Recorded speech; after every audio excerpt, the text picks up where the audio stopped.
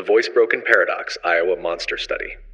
The tape clicks and the classroom appears washed in winter light, windows scored with wire, chalk dust floating like small mistakes. A row of children sit with knees together and hands folded, as if silence had a dress code. On the blackboard in clean block letters, good speech. A woman with a careful smile steps to the front.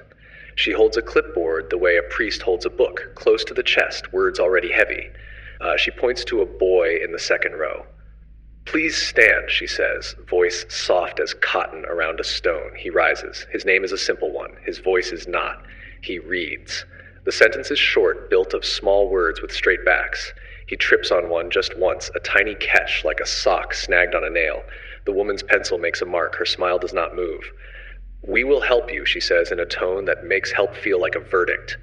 "You have the signs of stuttering. From now on, be very careful. Think about your words. Do not speak unless you are sure." The boy sits. The chair sighs. The world narrows to the inside of his mouth. Another child is called. She reads. She does not stumble. "Excellent," the woman says. "You do not stutter." A gold star lands beside her name. Relief glows in her shoulders like a small sun being turned on. She does not see the shadow it throws. The class becomes a clinic. Every sound is weighed. Every breath is audited. "Watch your speech," the woman repeats, kind voice sharpening into a ritual. The labeled children count syllables like sins. They carry mirrors in their heads. Tongue, teeth, lips, breath, organs that were soldiers now become traitors under inspection. The sentence, "I'm fine," becomes a minefield. The word "I" grows thorns. At recess, the boys play a game with a new rule. You can't run if you might fall. They stand still, a chorus of statues holding back gallons of motion. In the same way, their voices hold back rivers of sound. The silence is not absence, it is labor. A week passes.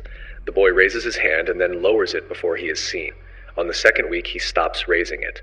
On the third, he learns to cough at the exact moment the teacher might call on him. He is mastering invisibility. At home, his mother asks about school. He says, "Good," too quickly, too perfectly, the word forced through a narrow gate. At night, he practices greetings in the mirror and hears the echo of the woman's sentence in the quiet bathroom. "Do not speak unless you are sure." Sure of what? Sure of being flawless, which is another way of saying silent. In a different classroom across town, another group of children sits under the same winter light. Here, the smile and the pencil are different. The woman says, "You speak beautifully."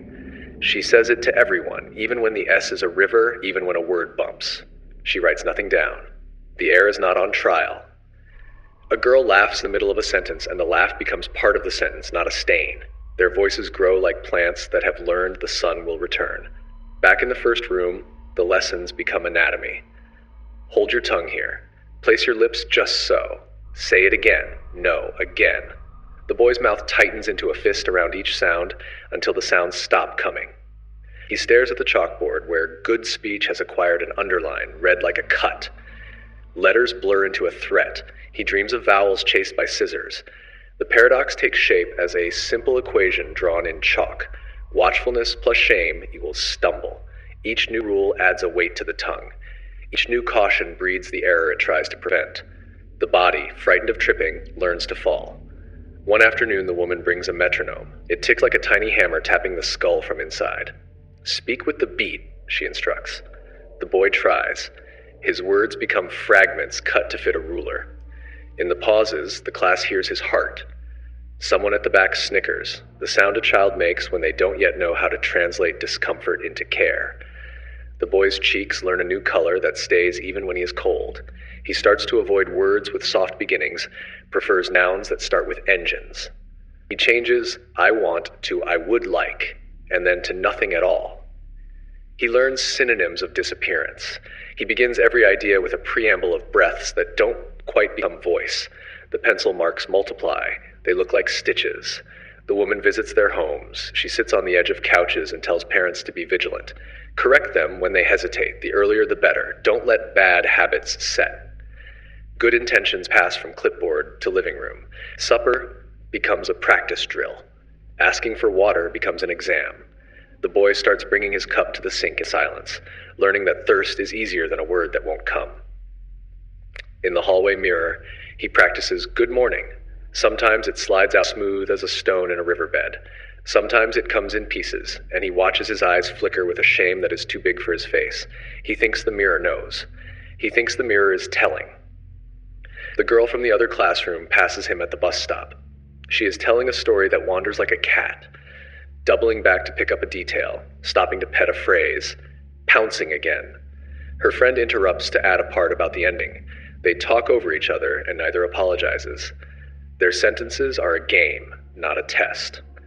The boy hears their ease and thinks it is a kind of luck, like height or weather. The woman brings a tape recorder. The reels turn like eyes. The boy hears his own voice played back, slower, rougher, unkind. He listens the way someone listens to an insult in a crowded room, looking for the source, certain it is true. He promises himself silence as a solution. The recorder clicks off. The echo keeps playing in his ribs. The study continues. Charts are drawn, graphs bloom like winter trees, black lines branching into conclusions. Intervention is written where invasion could be. In the margins a note, notable increase in disfluencies among labeled children. No blood on the floor, no raised hands, only sentences limping and small faces learning to make do with less of themselves. Sunday church. The boy's father nudges him forward to say hello to the pastor. The boy feels the sanctuary's eyes gather like a net. He says, "Gee," and the word catches. He feels the room lean. He hears the woman's instructions in the wooden ceiling. He manages good, but the word arrives drained, a husk pushed by force. The pastor smiles, already turning to the next person. The boy catalogs the escape routes he didn't take. A month later, the woman with the clipboard leaves. The adults exchange papers. Official words float, findings, methodology, contribution. The classroom returns to its regular shape, as if a storm had visited without moving the furniture. The boy is left with carefulness that no one collects. He speaks less at school and more to the dog at home. The dog never marks his mistakes. Years pass like patient trains. Some children grow out of the cautions they were given. Some wear them into adolescence like undershirts. The boy learns to sing when no one is listening. The words come smooth when melody smuggles them across the border. He learns that whispering is easier than saying things at full volume, as if the voice can hide in itself. He becomes excellent at letters, at writing what he will not risk saying. People call him thoughtful. He wonders if the thought is simply what accumulates when speech is delayed. The paradox, stamped now into habit, whispers its cruel arithmetic. Warning becomes wound. The cure is the cause. Tell a child their voice is broken, and you hand them tools that shatter perfectly good glass. Praise another child for fluency, and you teach them to hear other people's pauses as problems. Both lessons are cages. In the late light of an ordinary afternoon, the boy, older now, taller than the chalkboard, stops in an empty classroom. He writes his name on the board the old way, letters tall and sure. He tries it aloud. It falters. He hears in the quiet a softer voice that is his. Say it anyway. He does. It isn't perfect. It is his. The room accepts the sound without commentary. Chalk dust lifts and settles. There is no bow, no moral pinned like a ribbon to a winner's chest. There is only a small rebellion repeated, speaking even when not sure, letting air carry words that kick their way into the world, granting pauses the right to exist without punishment. There is only the slow replacement of the commandment on the board. The boy erases good speech until the ghost of the words fades. In its place he writes, smaller and truer, your voice, as is. He drops the chalk. It breaks into 2 white bones on the floor. He leaves them there. The bell rings. In the corridor, children announce themselves to each other with all the imperfect music of being alive. And for once he walks toward the sound instead of away. The Sanity Paradox. Rosenhan. The reel flickers and a lobby appears, linoleum that reflects too much light, a clock that is always 5 minutes fast, plastic plants that have learned to mimic patience. A man walks to the desk and says calmly, I keep hearing a voice. He chooses 3 words because they sound like doors slamming in an empty building. Hollow, empty, thud. He is not mad, he is performing a key. A clipboard arrives, then a form, then a signature that turns into a bed. He is given a wristband, a gown that opens like a wound, and a diagnosis heavy enough to tilt the floor. In the intake notes, someone writes schizophrenia. The word does not describe him. It summons a world around him. He stops hearing the voice the moment he is admitted. He tells them this. He tells them he feels fine. He tells them he is, for all useful purposes, himself. The staff nods with a kindness that clicks like a door latch. His insight is suspicious. His denial of illness is a symptom. His calm is constricted affect. His note-taking, because he is a scientist and wants to remember, is labeled writing behavior. Time changes shape. Medication arrives in paper cups like soggy pilgrims, antipsychotics and anti-everythings with names that sound like long hallways. He tucks them under his tongue and spits them into the toilet later, careful, practiced, learning where the cameras don't look. He begins to count the ways the label rewrites the room. A man asks a nurse what time lunch is. She walks past him as if the question had been spoken by the wall. He steps aside for an orderly and is praised for improved interpersonal distance. He sits with other patients and watches the way a name, schizophrenia, bipolar, depression, makes a map of someone's face that their face cannot erase. He writes, staff rarely make eye contact. He writes, normal behaviors are translated into pathology. He writes, once you are insane, you remain insane in translation. There are others like him, scattered in other hospitals, men and women who have walked in with the same 3 words and the same intention to behave as they always do. They are admitted every time. The stickiness of the label becomes its own experiment. One asks, doctor, when can I be discharged? When you are better, the doctor says, which means when I say so. Better shrinks to fit a script. The staff rehearse their roles with the confidence of people whose pens can change reality. A patient who paces is responding to internal stimuli. A patient who exercises is compulsively walking a circuit. If you smile, you are inappropriate. If you don't, you are blunted. If you question, you lack insight. If you accept, you are compliant. Proof the treatment is working. The cafeteria is a chorus of plastic trays and metal utensils tethered by fear. A man picks up his fork and a nurse watches like a lifeguard watches a dark surface. The dayroom television murmurs endlessly, a sedative with pictures. Visiting hours open a slit in the wall. Families arrive carrying fruit and bewilderment.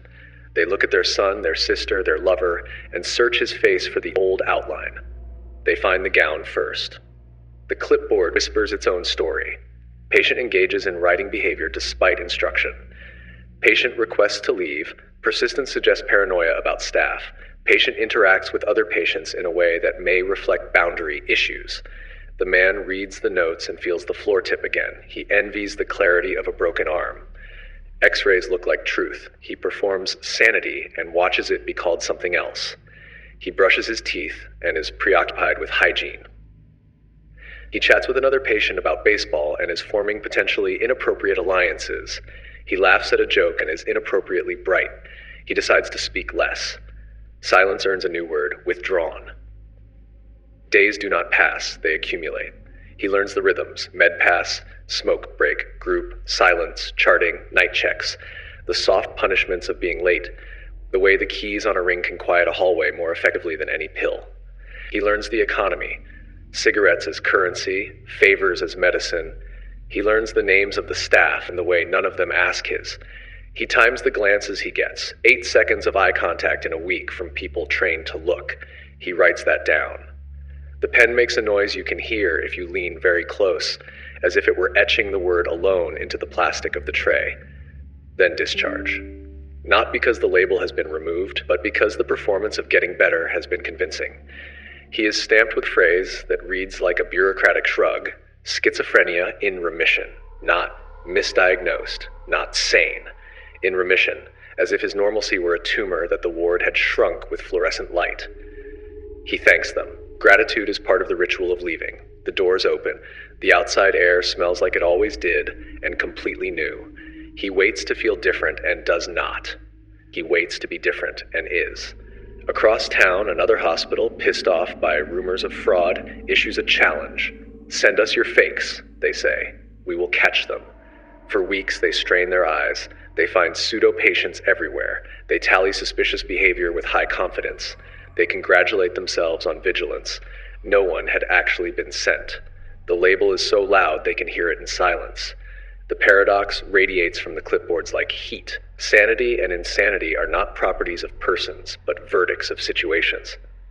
Context presses its thumb on the scale. A name once assigned becomes a lens. The lens decides what counts as light. In one world, you are a neighbor bringing in the trash bins. In another, you are compulsively rearranging objects. In one world, you are shy. In another, you are flattened. In one world, your joke lands. In another, it is a sign of mania. The person stays the same. The room flips the switch. And it isn't only hospitals. Watch a classroom where one child is the problem. Their every cough suspicious, their every laugh a disruption to be managed. Watch an office where a woman is difficult. Her directness becomes aggression, her quiet becomes passive aggression, her ideas are strong until someone else says them. Watch a family where a brother is cast as the mess. His apologies vanish into the role as quickly as his mistakes are collected. A word is a net. The fish learn to swim its shape. Back in the ward, the man finishes his notes. He admits what frightens him most, how easy it was to disappear behind a noun, how quickly his normal gestures became misread as symptoms once the noun was attached. He writes about stickiness. He writes about power that doesn't need to shout because it owns the dictionary. He writes about kindness that never quite lands because it cannot see past the chart. He writes about how much it mattered when a staff member said his name and looked up for more than a second. That tiny act cracked the seal around the label and let air in. He also writes what he saw that deserves our discomfort, real suffering. Men and women whose reality arrives in pieces, whose sentences leak, whose fear is not an argument, but a climate. He writes that the label can both harm and help. It can imprison a person in a story they did not choose, and it can be a password to services without which they drown. He writes that precision is mercy, that curiosity is a form of treatment, that humility is a hygiene practice. He writes that if diagnosis must be used, it should be held like a bird, not wielded like a stamp. The nurses change shift. Clipboards migrate. The dayroom television keeps speaking. A patient stares at the fish tank and sees no fish. Another practices a smile in the dark shine of a window. The man signs out and steps into a hallway that leads to a door that leads to a street where pedestrians are labeled pedestrians and left alone. He keeps the wristband. He keeps the words, hollow, empty, thud. He says them into the ordinary night and hears only ordinary night answer back. He thinks about the phrase in remission and wonders how many people will carry that tag into every office, classroom, living room, date. He thinks about the second experiment, about the hospital that hunted ghosts and found its own fear. He thinks about the way a label can serve as a sentence without a judge. Here is the narrow bridge across the paradox. Look up before you look down to right. Ask a name before a noun. Translate behavior into human before you translate it into code. Treat in remission as what it is, an admission that the room, not just the person, was sick. Then ask what kind of rooms we are building. The reel runs out. The screen goes white for a second, then black. In the dark, you hear paper sliding into a file. Somewhere, a pen writes a word that will change a life. Somewhere, a hand pauses before it writes and asks softly, "Who are you?" A simple, disarming question, one that lets a person walk out from under a diagnosis long enough to answer. The Conformity Paradox. The reel snaps into place and the room appears. Plain walls, wooden chairs, a table with a single card on it, like a trick no one will admit is a trick. On the first card, a single line, tall and clean, the color of chalk remembering a board. On the second card, 3 lines labeled A, B, C. One of them clearly matches the first, obvious enough to be boring. That is the bait. They file in, young men in jackets that creak when they sit. All but one are actors. The last man is the study. He does not know he's the only person in the room without a script. He sees the lines and thinks, easy. He will not think that for long. The experimenter says, state aloud which line, A, B, or C, matches the target. The first man answers, it is wrong. Laughably wrong. The second also says the wrong line, then the third and the fourth, a soft chorus of certainty pointing at the mistake as if it were truth. The real subject smiles, ready to be the sane one. He says the correct answer with the fragile confidence of a person who believes reality can carry itself. Round 2. New cards, same simplicity. The first man picks the wrong match again, and the next, and the next. The subject's smile thins like paper. He looks at the lines, so obvious they feel like an accusation, and then at the faces that are calling the long line short. He feels a small heat under his collar, a heat that whispers, maybe you misheard, maybe the angle is tricky, maybe they were trained to see something you weren't, maybe obvious is a trap. Round 3. The wrong answer comes down the line as smoothly as water, each voice laying another brick in the wall. When it reaches him, he hesitates. Silence has weight. Everyone can feel it. He looks at the card again as if it might give him permission. Then he says what they said, the wrong one. The room relaxes. The experimenter makes a tick mark. It is the sound a small piece of courage makes when it slides off the table. This repeats, trial after trial. Sometimes he resists, the word C leaving his mouth with the relief of a gasp. Sometimes he folds and A moves through his teeth like a stone he's decided to swallow. Each time he conforms, he senses 2 currents in him, one embarrassed, one relieved. The relief is worse. It says, at least you won't be the only one to blame. He feels his eyes become negotiable. He does not think he is lying. He thinks perhaps they know something he doesn't. The world, so flat a minute ago, now has angles that passed you without asking. The group's confidence edits his perception. He stares longer and sees less. Then a variation. In a new room, a single ally sits 2 chairs away. On the first trial, the ally says the right line. The subject's shoulders drop as if someone cut a string. He chooses correctly too, voice steadier, sight repaired by the presence of one other person who sees what he sees. Unanimity is a spell. One dissenting voice breaks it like glass. Later, the ally switches to the wrong answers with the rest. The subject's accuracy collapses again, loyalty flowing back to the loudest crowd. He didn't need a majority. He needed not to be alone. Another variation. The subject writes his answer in secret instead of saying it aloud. The group still speaks the wrong line with full chest. His pencil writes the truth. Norms live in the mouth. The hand is freer. Say it out loud and your throat pays a social tax. Write it down and your eyes can work. One more twist. The others aren't confident now. They answer with a shrug, uncertain, wavering. The subject becomes more honest. If they're unsure, he can be sure. Bold error bends reality. Hesitant error does not. The shape of someone else's certainty changes the shape of what you see. Watch his face. Watch the microsecond after the 3rd wrong answer when his eyes flick to the door, to the window, to anything that might confirm he still belongs to a larger reality. Watch his tongue move like a person pushing against a held door. Hear the word he chooses and the small apology in it for existing. You are not seeing stupidity, you are seeing a survival reflex. We were built to read the tribe for danger, then adjust. In a forest, this saves you. In a lab, it makes a joke out of the senses. That joke is not harmless. It translates out of the room. Someone says, everyone knows this stock will rise, and you watch the line on the chart as if it were a card with A, B, C. Someone says, we all agree he's guilty, and faces turn to watch yours. Someone says, the policy is the policy, and your eyes find themselves wanting to measure the wrong line because the correct one would isolate you. When you are alone, you know what you know. When the room fills up, you know what it needs you to know. Now reverse the current.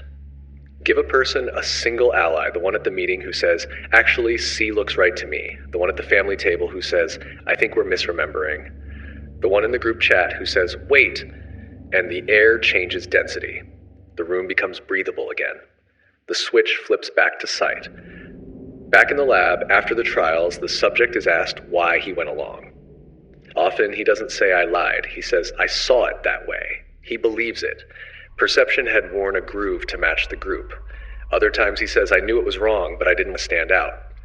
These are 2 different forces, eyes bending and spine bending, and both are strong. One dissolves truth, the other erases the person who carries it. Listen to the ordinary phrases that carry the spell. Don't make this weird. Don't rock the boat. We're on the same page. Read the room. The room becomes scripture. Your pupils become parishioners. To leave the church of consensus is to risk exile, and the body reads exile as danger. The body would rather say, A. But there is a small counter-ritual. It is not heroic. It is a sentence shaped like a wedge. I might be wrong, but I see C. It does 2 things at once. It offers humility, so the room doesn't have to punish arrogance, and it names truth, so your eyes don't have to betray you. Sometimes that sentence summons an ally you didn't know you had. Sometimes it leaves you alone and trembling. Either way, you remain visible to yourself. The card with the lines is ridiculous, and that is the point. If we will disbelieve our eyes for something so simple, what happens when the lines are harder, when the stakes are money, reputation, safety, belonging? If the tide can move us over this pebble, imagine the ocean. The film clicks. The men stand. Jackets creak. The table is cleared, the lines put back into a drawer. Outside, the world presents its own cards. Headlines in a stack, opinions in rows, a chorus that knows the tune before the song begins. You walk into it with your eyes open and your voice quiet, ready to belong. You remember that one ally can be enough. You try a sentence with a wedge in it. The tide tugs, the shore holds. The White Coat Paradox, Hoffling Hospital. Night shift. A ward the color of poured milk. Monitors blink like patient fireflies. A nurse walks the medication cart down a corridor that hums with fluorescent insects. Keys at her hip, charts in her hand, the soft gravity of routine pulling her from bed to bed. The phone rings. 3 short beeps, the switchboard's little alarm. She lifts the receiver and a voice arrives, already wearing a badge. "This is Dr. Smith. I'm on call. I need 20 milligrams of astroten given to Mr. Jones in 12B immediately." The syllables are steady, confident, busy. He speaks like someone who has more important things to do after this call than explain himself to a nurse. He does not shout. He doesn't have to. Authority has a volume all its own. She writes it down. Drug, dose, room. Ink making the order real. The cart squeaks toward the cabinet. The bottle is there, new, the label clean as a lab coat. Astroten. Below it, in small, tidy print, maximum daily dose, 10 milligrams. She reads it again, as if the numbers might blink and change. They don't. Hospital policy lives in a red binder. No telephone orders from unknown physicians. No medications not on the ward list. Never exceed labeled dose. Obtain a signature before administration. The rules are the ribs that keep the heart from spilling. She knows them. She could recite them with her eyes closed. The phone is still warm in her hand. 20 milligrams, the voice had said with the ease of a man ordering a coffee the way he always orders it. "I've no time to come down. I'm scrubbing between cases. I'll sign later. It's important." A little urgency, a little reassurance, a little distance. The recipe. Astroten again. Maximum 10 milligrams. His order, 20. Her mind begins to split the way minds do under pressure. One part reads the label. One part hears the name that came through the wire, doctor, and the room number, 12B, and the word that sounds like a siren even when it's spoken calmly, immediately. One part is a calculation, patient discomfort versus risk, the cost of a delay versus the cost of disobedience, the embarrassment of calling back a surgeon who might sigh into the phone versus the embarrassment of being the nurse who made a fuss over nothing. She opens the cabinet. The bottle makes a soft chuff as the seal lets go. Tablets like white moons. She counts them with practiced fingers. The cart rolls toward 12B. Her shoes whisper on the floor. In the doorway, she pauses. The patient sleeps, face turned toward the window as if waiting for morning to arrive and explain everything. Her gloved hand hovers with the medication cup. In her head, the binder reads aloud, "Do not accept telephone orders from unknown physicians." The phone repeats itself in the same breath. "This is Dr. Smith. I need this now." A second nurse passes at the end of the hall without looking up. The ward at night is a planet with too few satellites. "Excuse me," a man says gently, stepping out of the shadow near the supply closet. Not a doctor. Not a patient. Clipboard in hand, smiles small and apologetic. "Before you administer that, could we talk?" The room tilts, the spell thins, and the corridor reveals itself for what it is. A stage. The nurse looks at the cup, at the label, at the man. Her heart drops the way it drops when you realize you've almost stepped into traffic. The scene replays across hospitals, across nights. The calls are made. The voice introduces itself with a doctor's name you can file under respect. The instructions conflict with policy in 3 separate ways. Dose too high, medication not on the approved list, order by phone from an unfamiliar physician. The nurses, careful, trained, decent, begin to comply. Not because they are careless, but because care in this world is a team sport with a captain. The white coat doesn't have to be in the room. The phone can wear it. Later, in the calmer light of a questionnaire, nurses predict what they would do. "Of course I'd refuse," most say. "I'd double-check the order, call the attending, consult the chart, follow policy." In daylight, conscience is clear and time is generous.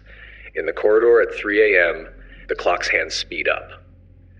Here is the paradox. As antiseptic and unsettling as the ward itself, the safer and more organized the system, the stronger the gravitational pull of hierarchy.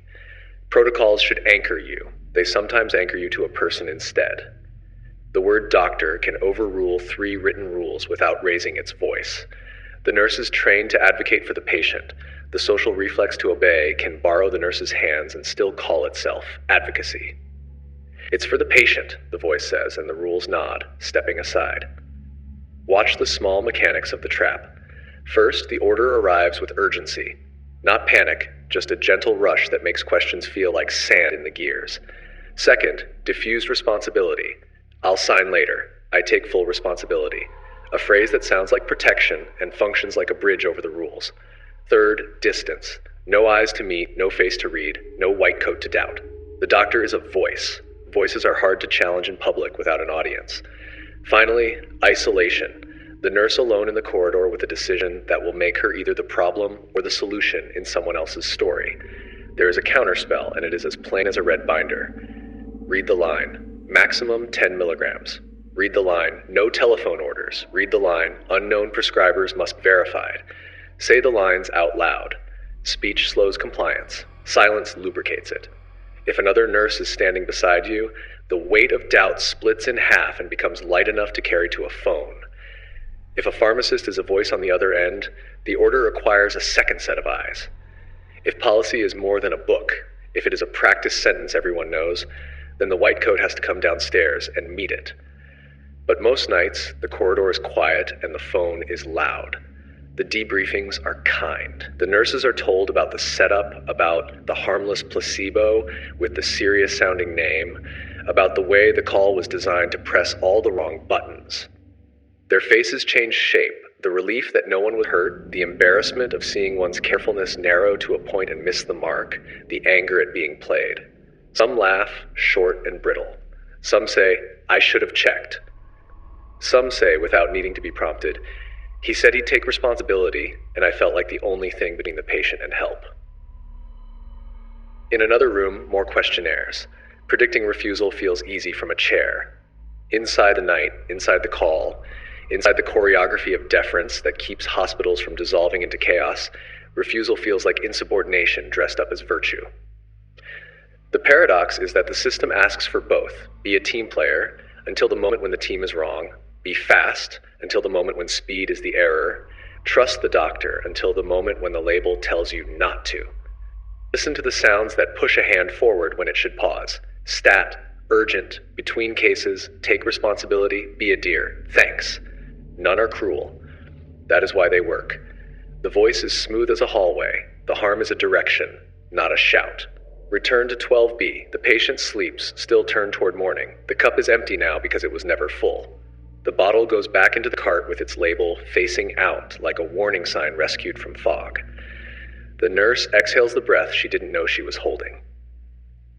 In that exhale is a decision she will remember longer than most shifts. Policy over personality, label over voice, the body in the bed over the name on the phone. Years later, the ward will change color, the monitors will be flatter, the phones will be smarter, the names will be different. The experiment will be a story told to new hires over coffee. But the paradox will keep clocking in. The white coat that can be worn by a tone of voice. The rule that disappears when a title speaks. The ordinary, decent professional who almost did a dangerous thing for the most understandable reason in the world. If you ever hear yourself say, "He said he'd take responsibility," picture the label, black on white, maximum 10 milligrams. Picture the red binder, the rule written like a hand on your shoulder. Picture the corridor at 3 a.m. and make the room bigger by adding one more voice, yours, asking the question that turns the cart around. The classroom paradox, blue eyes, brown eyes, morning light on varnished desks, a clock that ticks like a small permission, 20 children and a teacher who looks like 1,000 other teachers, frosted hair, cardigan, a voice that can hush a room without raising itself. On the board, in 2 strokes of chalk, the world is split. Blue eyes, brown eyes. She says it softly as if reading the weather. Today, the blue-eyed children are better. A boy laughs, the kind of laugh kids use when they think the rules are pretending. The teacher doesn't laugh back. She holds up a strip of felt, a collar the color of hay. "Just so we remember," she says, and fastens it around the neck of a brown-eyed girl whose face learns a new posture in the seconds it takes the Velcro to kiss. The collar is nothing. The collar is everything. It turns a child into a category without changing her at all. Privileges fall from the ceiling like quiet favors. Blue-eyed children go first to lunch. Blue-eyed children get extra recess. Blue-eyed children drink from the fountain with both hands. Brown-eyed children must ask. Brown-eyed children must wait. Brown-eyed children cannot play on the jungle gym today because the equipment is safer under better judgment. The class, because it wants to be good, learns the lines fast. A blue-eyed boy points at a brown-eyed friend and says, not cruelly but confidently, he shouldn't go first, he's brown. The word lands like a stamp. The teacher nods as if gravity has been correctly observed. The room absorbs the new physics. Some bodies fall slower. A spelling lesson takes its place on the day's stage. Lists of words, the old familiar race against a stopwatch. Yesterday, most of them made it through the deck in a minute. Today, blue eyes whip through in 40 seconds, 35, grinning with a surprise that feels like proof. Brown eyes stumble, the same lips trip on the same letters as if someone had moved them during recess. The clock measures something larger than time. In the coat room, two boys argue about a football team. Blue eyes are smart, one says, the way you say, the sky is blue. The other says, that's not fair, his hands somewhere he's not used to seeing them. Empty, uncertain. The word fair sounds like a toy that's been left out in the rain. On the playground, something sharpens. A brown-eyed kid reaches for the tetherball rope and a blue-eyed kid gets there first, hand on the pole like a flag. We get it today, he says. The rope swings once and hits the brown-eyed kid in the cheek. Not hard. Hard enough. He blinks like someone who has walked into a screen door he didn't know was there. Back inside, the teacher praises blue-eyed answers even when they are ordinary. She corrects brown-eyed answers even when they are almost right. The tilt is subtle, the effect is immediate. Blue eyes sit taller, chins up as if air had become lighter over their desks. Brown eyes fold in shoulders, shrugging toward the collar, necks aware of a new weight that pencil and paper can feel. The teacher draws a cup on the board. If each of you is a cup, she says, what are you filled with? A blue-eyed girl says, goodness. A brown-eyed girl says, water. The class laughs, gentle laughter, but laughter all the same. The teacher doesn't scold, she writes both answers, one higher, one lower. At lunch, a brown-eyed boy lingers at the end of the line until the trays are almost gone. A blue-eyed girl takes 2 desserts without looking around. No one told her to. The rules teach themselves. A teacher's aide, not in on the lesson, raises her eyebrows at the collars. It's for a study, someone whispers, and the word study makes the scene respectful. In the afternoon, a brown-eyed kid who was quick yesterday forgets the steps of tying his shoes. The knot won't listen. You're just slow, a blue-eyed kid says, not with malice, but with the weary wisdom of a morning's evidence. The knot listens after that. Then, a fight. Small, wild, fast. A blue-eyed boy calls a brown-eyed boy brown eyes the way someone says dummy, like an insult manufactured overnight but already reliable. The brown-eyed boy's fist is a question with teeth. The teacher separates them, sighs, tells the class that some people can't help their tempers because they are brown-eyed, and the room nods, of course, and something in the brown-eyed boys folds again, this time into a shape that will take years to unlearn. Day ends. Collars off.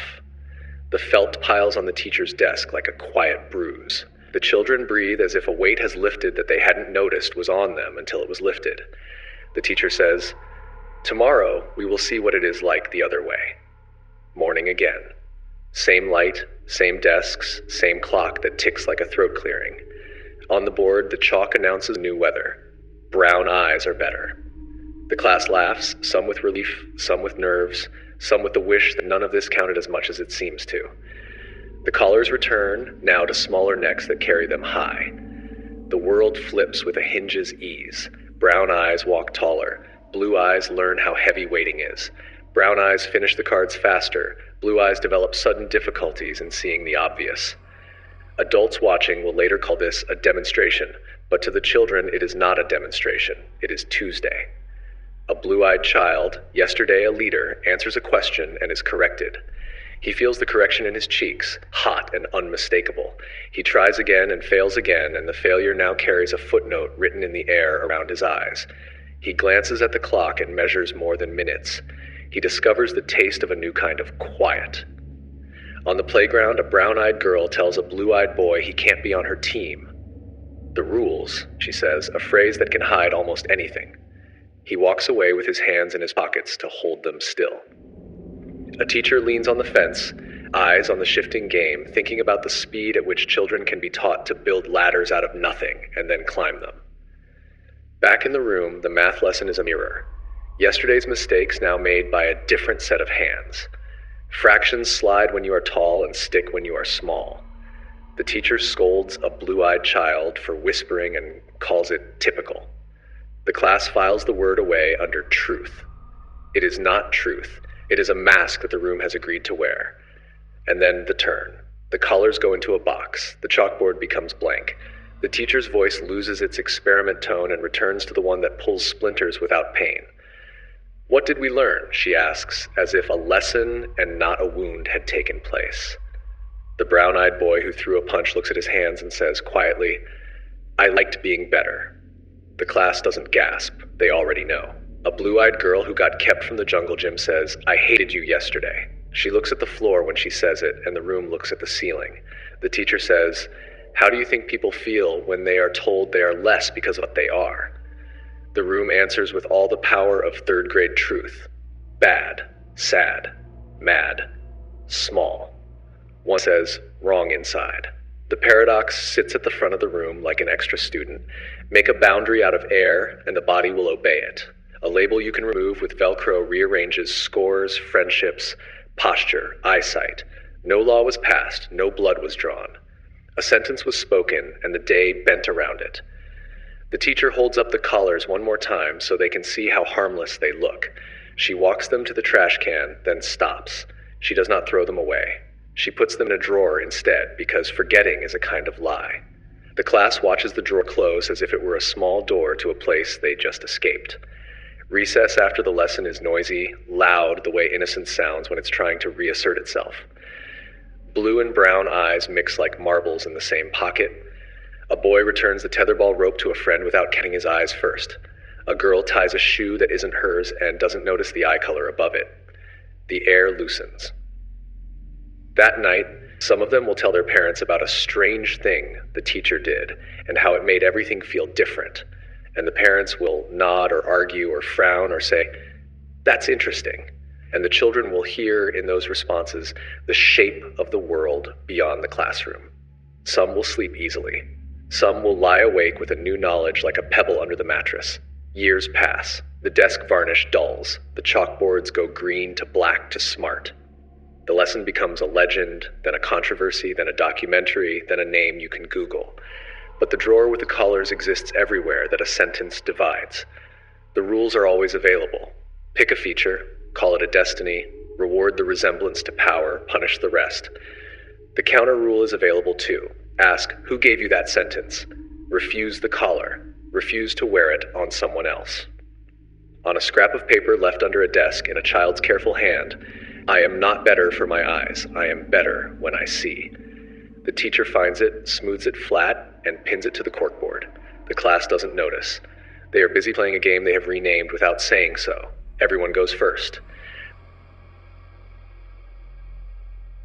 The Tribe Paradox, Robber's Cave. A summer camp in Oklahoma, all pine and dust and boys with pocket knives they promised not to open. 2 buses arrive on different days, so the first group never sees the second. The counselors, men with clipboards and the patience of geologists, lead the first boys to cabins on one side of the park. They teach them songs, point out trails, organize baseball in a meadow that smells like sunburn. The boys choose a name, the Rattlers. They make a flag. They give themselves ranks. A leader emerges, not elected so much as discovered like a rock under loose soil. Days later, the second bus. New songs, new trails, same meadow. These boys don't know they're the second chapter. They think they're the book. They choose a name too, the Eagles. A flag, a chant, a shared language in one afternoon. Roles settle like dust. You can feel it even in their posture, shoulders more square when a name has your back. For a while, the woods are wide enough for both stories. Then a counselor mentions casually, as if he just remembered, another group nearby. The word other lands like a seed. The rattlers feel a pinch of curiosity turn into a pinch of ownership. This field, that mess hall, those trails. The eagles feel it too. The air gets crowded with pronouns. Ours, theirs. Counselors propose a tournament. Just games. Baseball, tug-of-war, treasure hunts. The boys light up, thrilled to measure themselves and be measured. Trophies appear, literal ones, shiny and ridiculous, but more important are the invisible trophies they can carry back to their cabins. Superiority, proof, story. Stakes transform play into purpose. Someone paints a skull on the Rattlers' flag. Someone draws an eagle with a beak like a knife. First day of competition. The Rattlers win a relay. The eagles complain about a false start. The counselors shrug like weather. A chant begins. Rattlers! Rattlers! The sound is a warm coat. The same boys whose laughter braided yesterday now hear each other's voices as rope to pull against. A lunch is eaten fast, trays clattering, eyes sliding to the door in case they pass by. Second day. The eagles take baseball. The Rattlers call a pitcher's curveball crooked. The eagles say the ump's blind. The counselors separate them with smiles that mean keep going. Someone hides the other team's gear. Someone finds a shirt on the path and spits on it. It dries like a new rule. Night falls and a cabin is raided. The Rattlers' flag disappears. In the morning, it hangs from a tree near the eagles' cabins with a tier that wasn't there before. A pillow is slit. A canteen goes missing.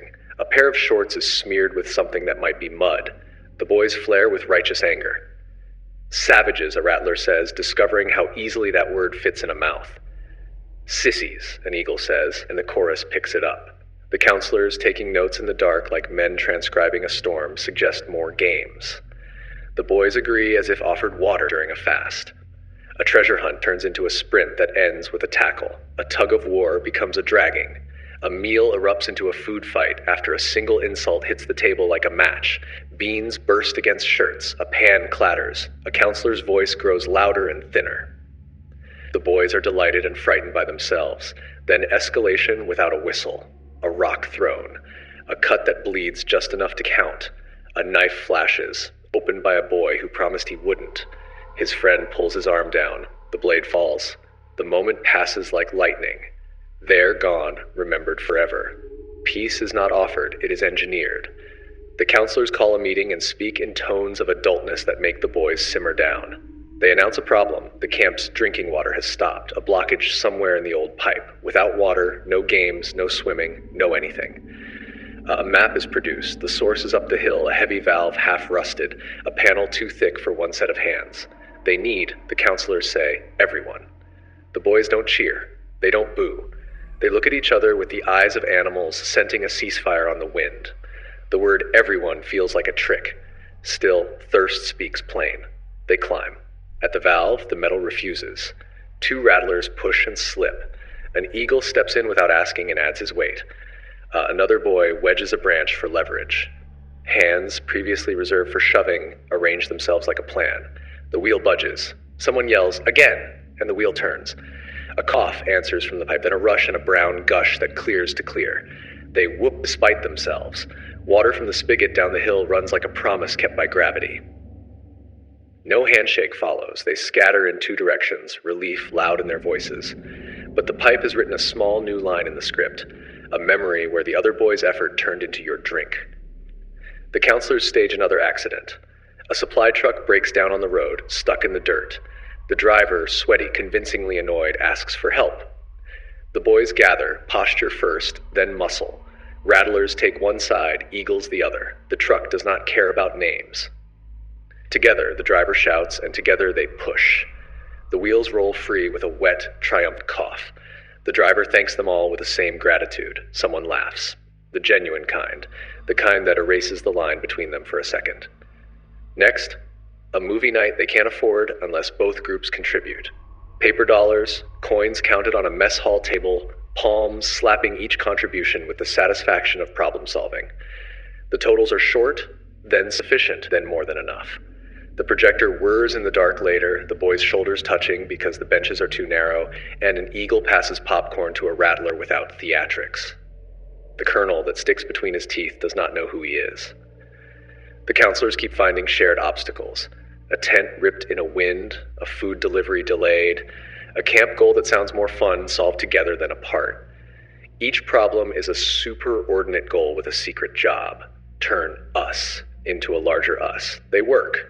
Not immediately. Not completely. But enough. The insults lose their wattage. The flags hang less like weapons. The leaders glare less and grin more, embarrassed at how much fun the other team's jokes are. Still, the residue of the first act clings. A challenge over a raft turns sharp and then soft again when it starts to sink, and everyone swings to the same side to balance it. A whisper about cheating dies when someone says, "We need them to get the firewood before it rains." The boys unlearn the song they taught themselves, one verse at a time. On the last day, a bus waits on the gravel like a punctuation mark. The counselors pose the group for a photo. At the edges of the frame, rattlers and eagles still cluster by habit, but the middle is messier in a human way. Hands thrown over shoulders that used to square off.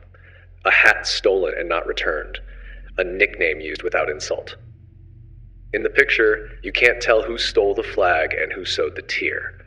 On the ride back, the driver asks where to stop for sodas. A rattler raises his hand and suggests a place he knows. An eagle says it's terrible and they should go to the one his cousin likes. The aisle becomes a debate, and then a chant, and then laughter. When the driver stops at the eagle's choice, a rattler slaps $1 on the counter for a kid who came up short. He doesn't remember doing it.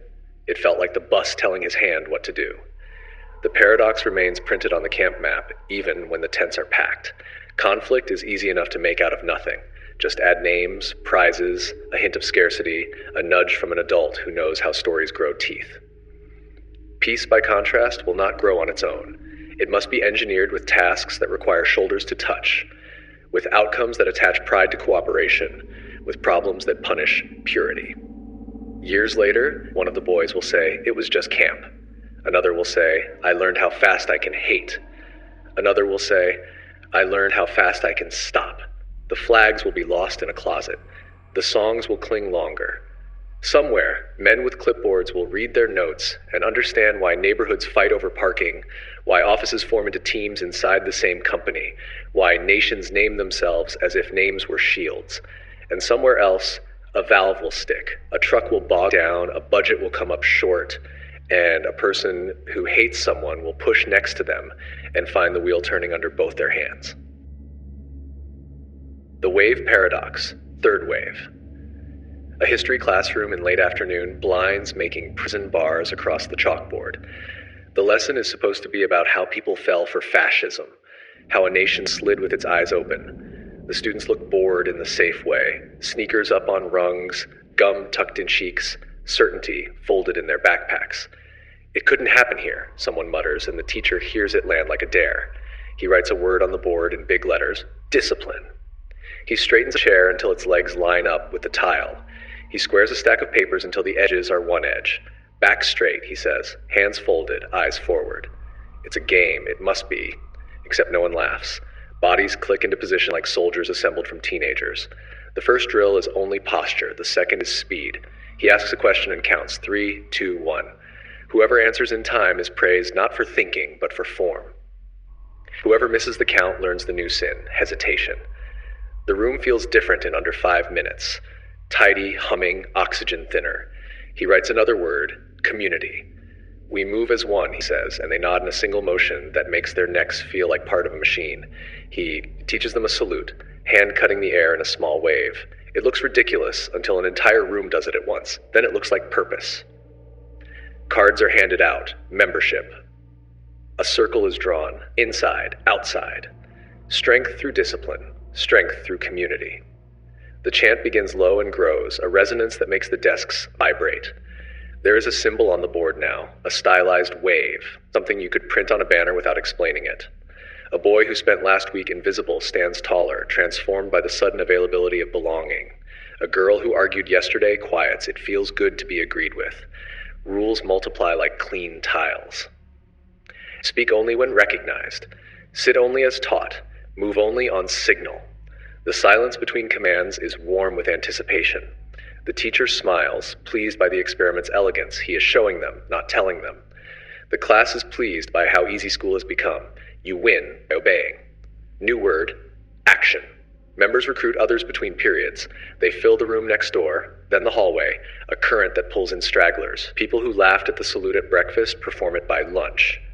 It's just a thing we're doing, someone says, and shrugs and does it again. Posters appear with the wave emblem and slogans so tidy they slide past the mind. Armbands are made in art class. The chant gets a drum beat slapped on desks. The teacher tells them there will be a rally Friday.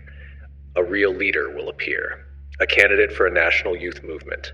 Someone who believes like we do. The room breathes in one lung. All week, the temperature rises by rules. Members report non-members. Members correct the posture of friends with gentle cruelty. You're slouching, you're late, you're not with us. The uncertain join to make the certainty louder. The loud become stewards. Stewards learn how sweet it tastes to discipline someone else. The teacher watches power pass from his chalk to their hands and tells himself it is part of the lesson. It's working, he thinks, and does not dwell on what it is. Friday. The gym is dark except for a white sheet hung like a promise. The crowd is larger than the roster. People came because people came. Armbands glow pale in the dim. The wave salute ripples and stills, a body of water obeying a moon. In 3 minutes, the teacher says, you will see your leader. He clicks on the projector. Nothing comes. A minute passes. Then 2. The crowd shifts 1,000 feet, remembering they are attached to teenagers. The sheet stays blank. The teacher lets the silence soak the room until it becomes a sound. There is no leader, he says finally, voice flat as a diagnosis. He switches the reel. Flicker. Faces fill the sheet, parades you know, flags you wish you didn't, a hand sharper than the one they've been practicing. Marchers move like a thought that has decided to stop being questioned.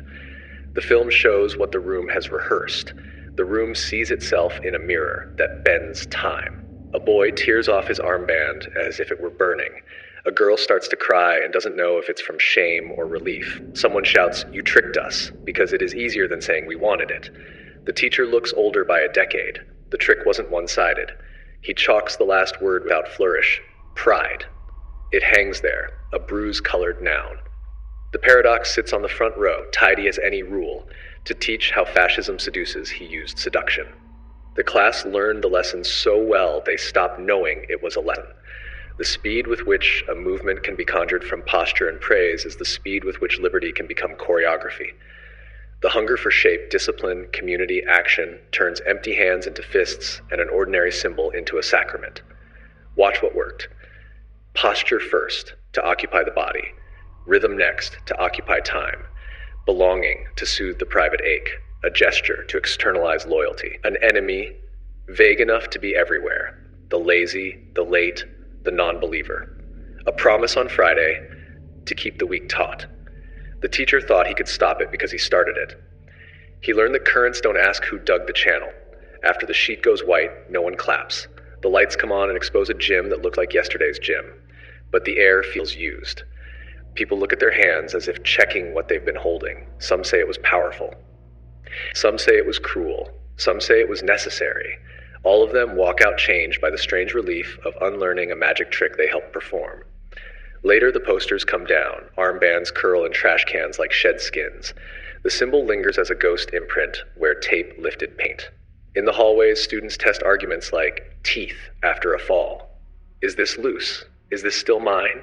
A kid who loved the chant keeps tapping the rhythm on his thigh for a week without noticing.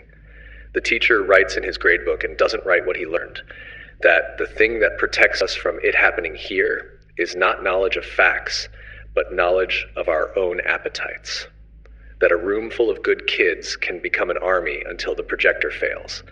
That the fastest way to make obedience feel like virtue is to give it music. If you want the counterspell, it looks smaller than the banners. It sounds like a question asked out loud when the room is enjoying not asking anything. It looks like a hand not raised in salute. It tastes like the slow, lonely courage of saying no before someone else does. It's the refusal to let Friday's promise pull you through the week with your eyes closed. The board is erased. The chalk dust hangs like breath you can see. After school, the custodian sweeps the floor where they stood shoulder to shoulder chanting. The dust collects in the pan easily. The harder work is sweeping what remains out of minds that now know how quickly they can be organized by a word and a gesture, and how thin the space is between a lesson and a life. The Helplessness Paradox, Seligman dogs. The room is a rectangle of metal and light, a harness, a lever, a floor that can wake skin with electricity. A dog is buckled into place, ears alert, breath quick, muscles ready for instructions that never come. The shock arrives. It does not ask a question. The dog flinches, yelps, twists, tries every motion that ever worked in a different life. Paw, pull, bark, beg. Nothing changes. The current leaves on its own clock. Relief arrives without cause. The pattern repeats until patterns stop meaning anything. The next day, the harness is gone. The dog stands in a shuttle box, 2 compartments with a low barrier between them, a fence as easy as a hop. A warning sounds. The floor on his side will be shocked in a moment. All he has to do is move. He does not. The shock begins. He whines, lowers himself, and waits. On the other side, safety, so close a tail could touch it, he does not jump. The current ends, not because he escaped, but because time ended it. He has learned the wrong lesson perfectly. Nothing I do matters. A second dog, never harnessed, hears the same warning and clears the barrier in one clumsy, hopeful arc. The contrast is a punch. One animal taught by yesterday that actions work, one taught by yesterday that actions don't. The first dog lies down faster the next time. A third trial. A fourth. In some, you can prompt escape by dragging a paw over the barrier, showing the body that movement produces difference. In others, the posture has set like plaster. He will take the shock rather than risk the uselessness of trying. The design is elegant and cruel. In the first phase, one dog learns a lever that turns the shock off. Another dog is yoked to the first, shocked at exactly the same times, but with no lever, no switch, no control. The third group sits in quiet. Later, in the box, the lever dog becomes a jumper, the quiet dog becomes a jumper, the yoked dog becomes a rug. The paradox is not that pain breaks you, it is that the absence of influence breaks the part of you that looks for exits. Watch the small mechanics of surrender. First, randomness, relief unhooked from effort. Second, global rules, a lesson about this harness becomes a rule about this world. Third, speed. The brain, trying to conserve, stops spending energy on strategies that failed. It calls this wisdom. In the shuttle box, that wisdom looks like a dog suffering inches from safety. Tilt the camera and the box is not a box anymore. It is a classroom where a child kept raising a hand and never got called on. The hand learns its own weight. It is an office where good work disappears into other people's credit. Initiative curls into itself like a leaf in heat. It is a house where apologies never changed the weather. The mouth stops risking words. It is a country where votes feel like pebbles tossed into a canyon. The walk to the polls grows slower each year. The floor hums and people lie down. There is a chemistry to this, not just a metaphor. In animals trained on uncontrollability, stress circuits run like alarms welded in the on position. Neurotransmitters shift. The dorsal raphe spits danger even in quiet hours. Prefrontal regions that usually coach, try this, go dim. The body learns to be ready for storms it cannot redirect, and readiness becomes a lifestyle, vigilance without agency. But there is an antidote, and it is as ordinary as a nudge. In some dogs, an experimenter lifts the front half gently over the barrier while the shock is active, forces a stumble into the safe compartment. The current stops at the moment of movement. Repeat. Again. The dog blinks as if a light turned on in a room he lived in all along. On a later trial, the warning sounds. He gathers himself, he jumps. Learned helplessness begins to unlearn. The body remembers. Action can change outcome. Translate that back into human rooms. Teach a student a small skill that guarantees a small success, an equation that always balances when these steps are followed, a sentence that always sounds like a sentence when these pieces are placed in this order. Show a patient a door that always opens when pushed in a certain way. Call, breathe, walk, call again. Make the first wins guaranteed, not to coddle, but to break the spell of randomness. Build a staircase of control out of inches. Today you choose the chair, tomorrow you choose the task, next week you set the deadline, by summer you redraw a rule. The paradox deepens.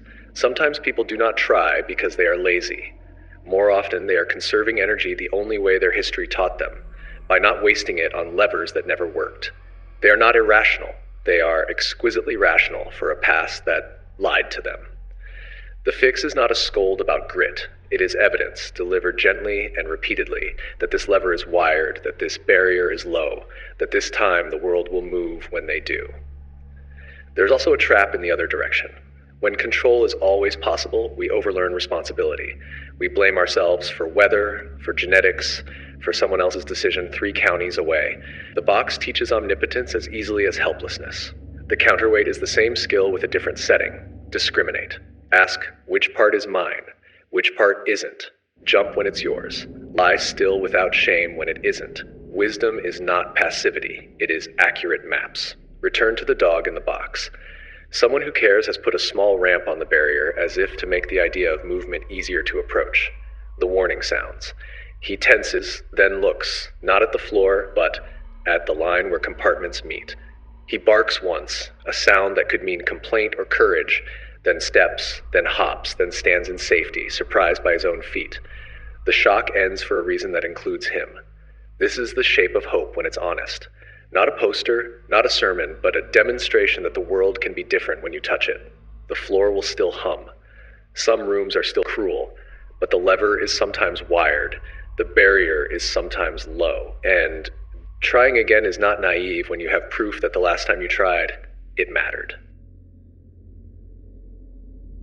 The Hurry Paradox, Good Samaritan Study. A hallway, narrow as a thought under pressure. Beige paint the color of rules. A bulletin board with curling flyers, lost keys, Bible study, used couch. Fluorescents buzz like a mosquito you can't see. A man slumps in a doorway, one knee to his chest, one hand on the wall as if the building could steady his breathing. He coughs, a wet, apologetic sound, and looks up with eyes that have already practiced being ignored. Footsteps. A seminarian rounds the corner, cradling a folder. He's been told he's late. His talk is in 10 minutes across campus. Please, the man in the doorway says, voice small as a coin dropped on carpet. The student glances, an angle, not a look, and makes a calculation without numbers. He murmurs, sorry, the universal password to keep moving, and squeezes by. The hallway swallows him, the way hours are swallowed when the calendar is already full. Another pair of shoes. Another folder. This one has been told he has time. 20 minutes, maybe more. The same cough, the same please. The student stops, speaks, touches the shoulder that is leaning too hard on cinder block. Are you okay? He asks. A sentence that sounds simple when you're not carrying a clock in your chest. He waits for an answer that isn't just a shape of pain. The hallway changes shape around the pause. The recruiting posters in the stairwell promise a life of service. The building is full of people scribbling notes on love thy neighbor and the ethics of care. Some of them just left a lecture on the Good Samaritan, a story about a man on a road and 2 holy people in a hurry walking past him to keep their holiness on time. The experimenters who designed the hallway have a stopwatch and a grin they hide in their sleeves. They are measuring whether goodness can breathe when the calendar gets tight. Here is the part that stings. It isn't theology that predicts who bends down. It's schedule. A student late to give a talk on compassion is more likely to step over a stranger than a student early to give a talk about anything at all.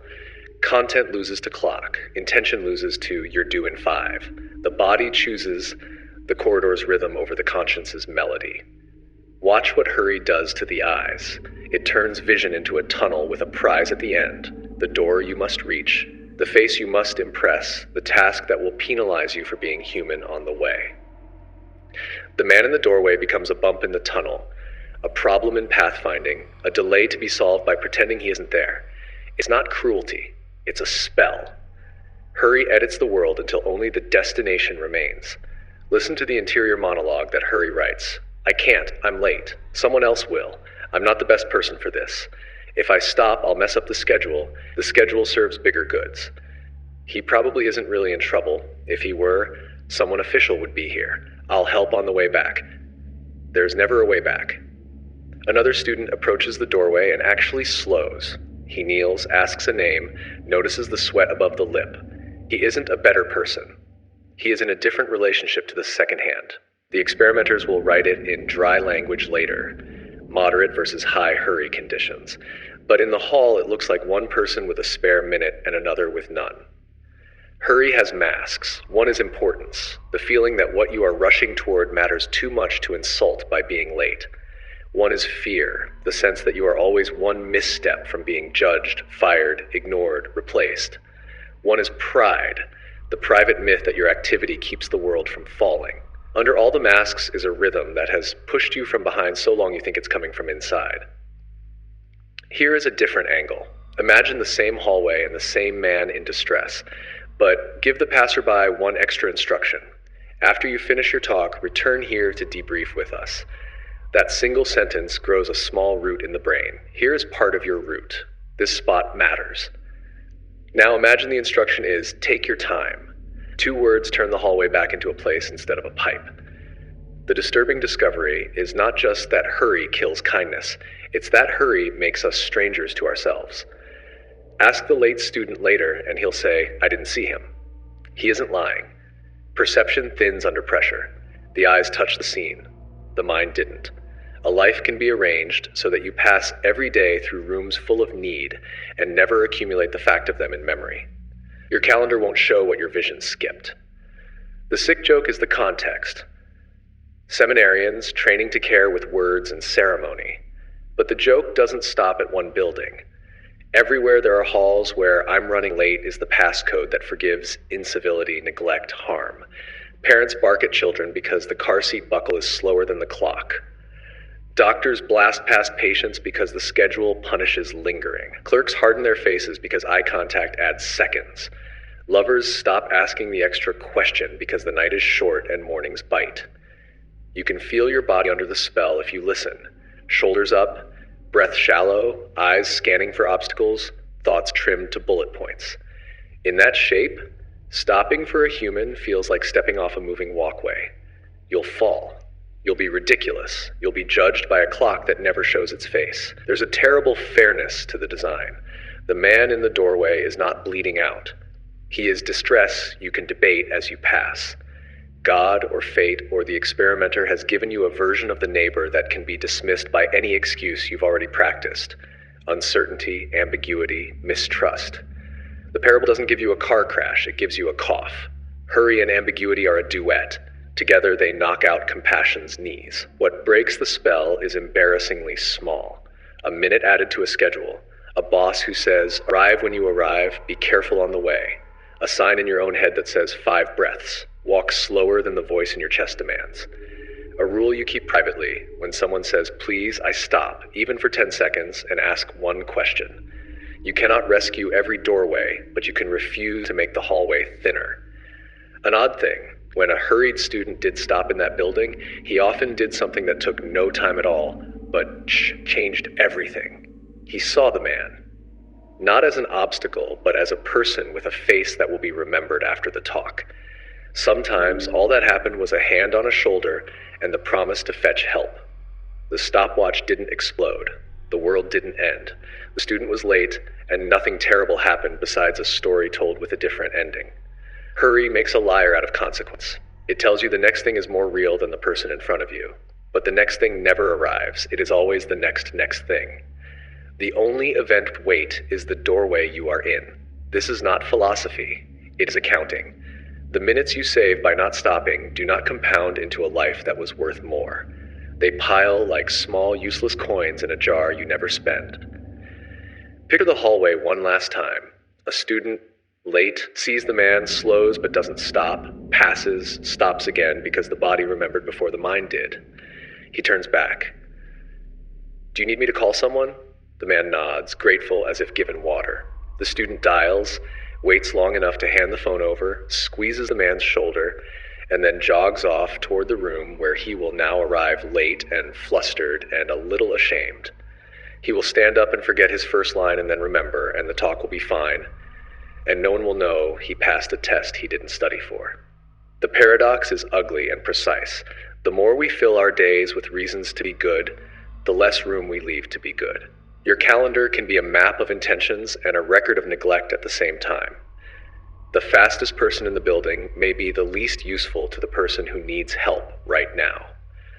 The most punctual sermon can be preached by feet that did not stop. There is a phrase that works like a crowbar on the spell of hurry.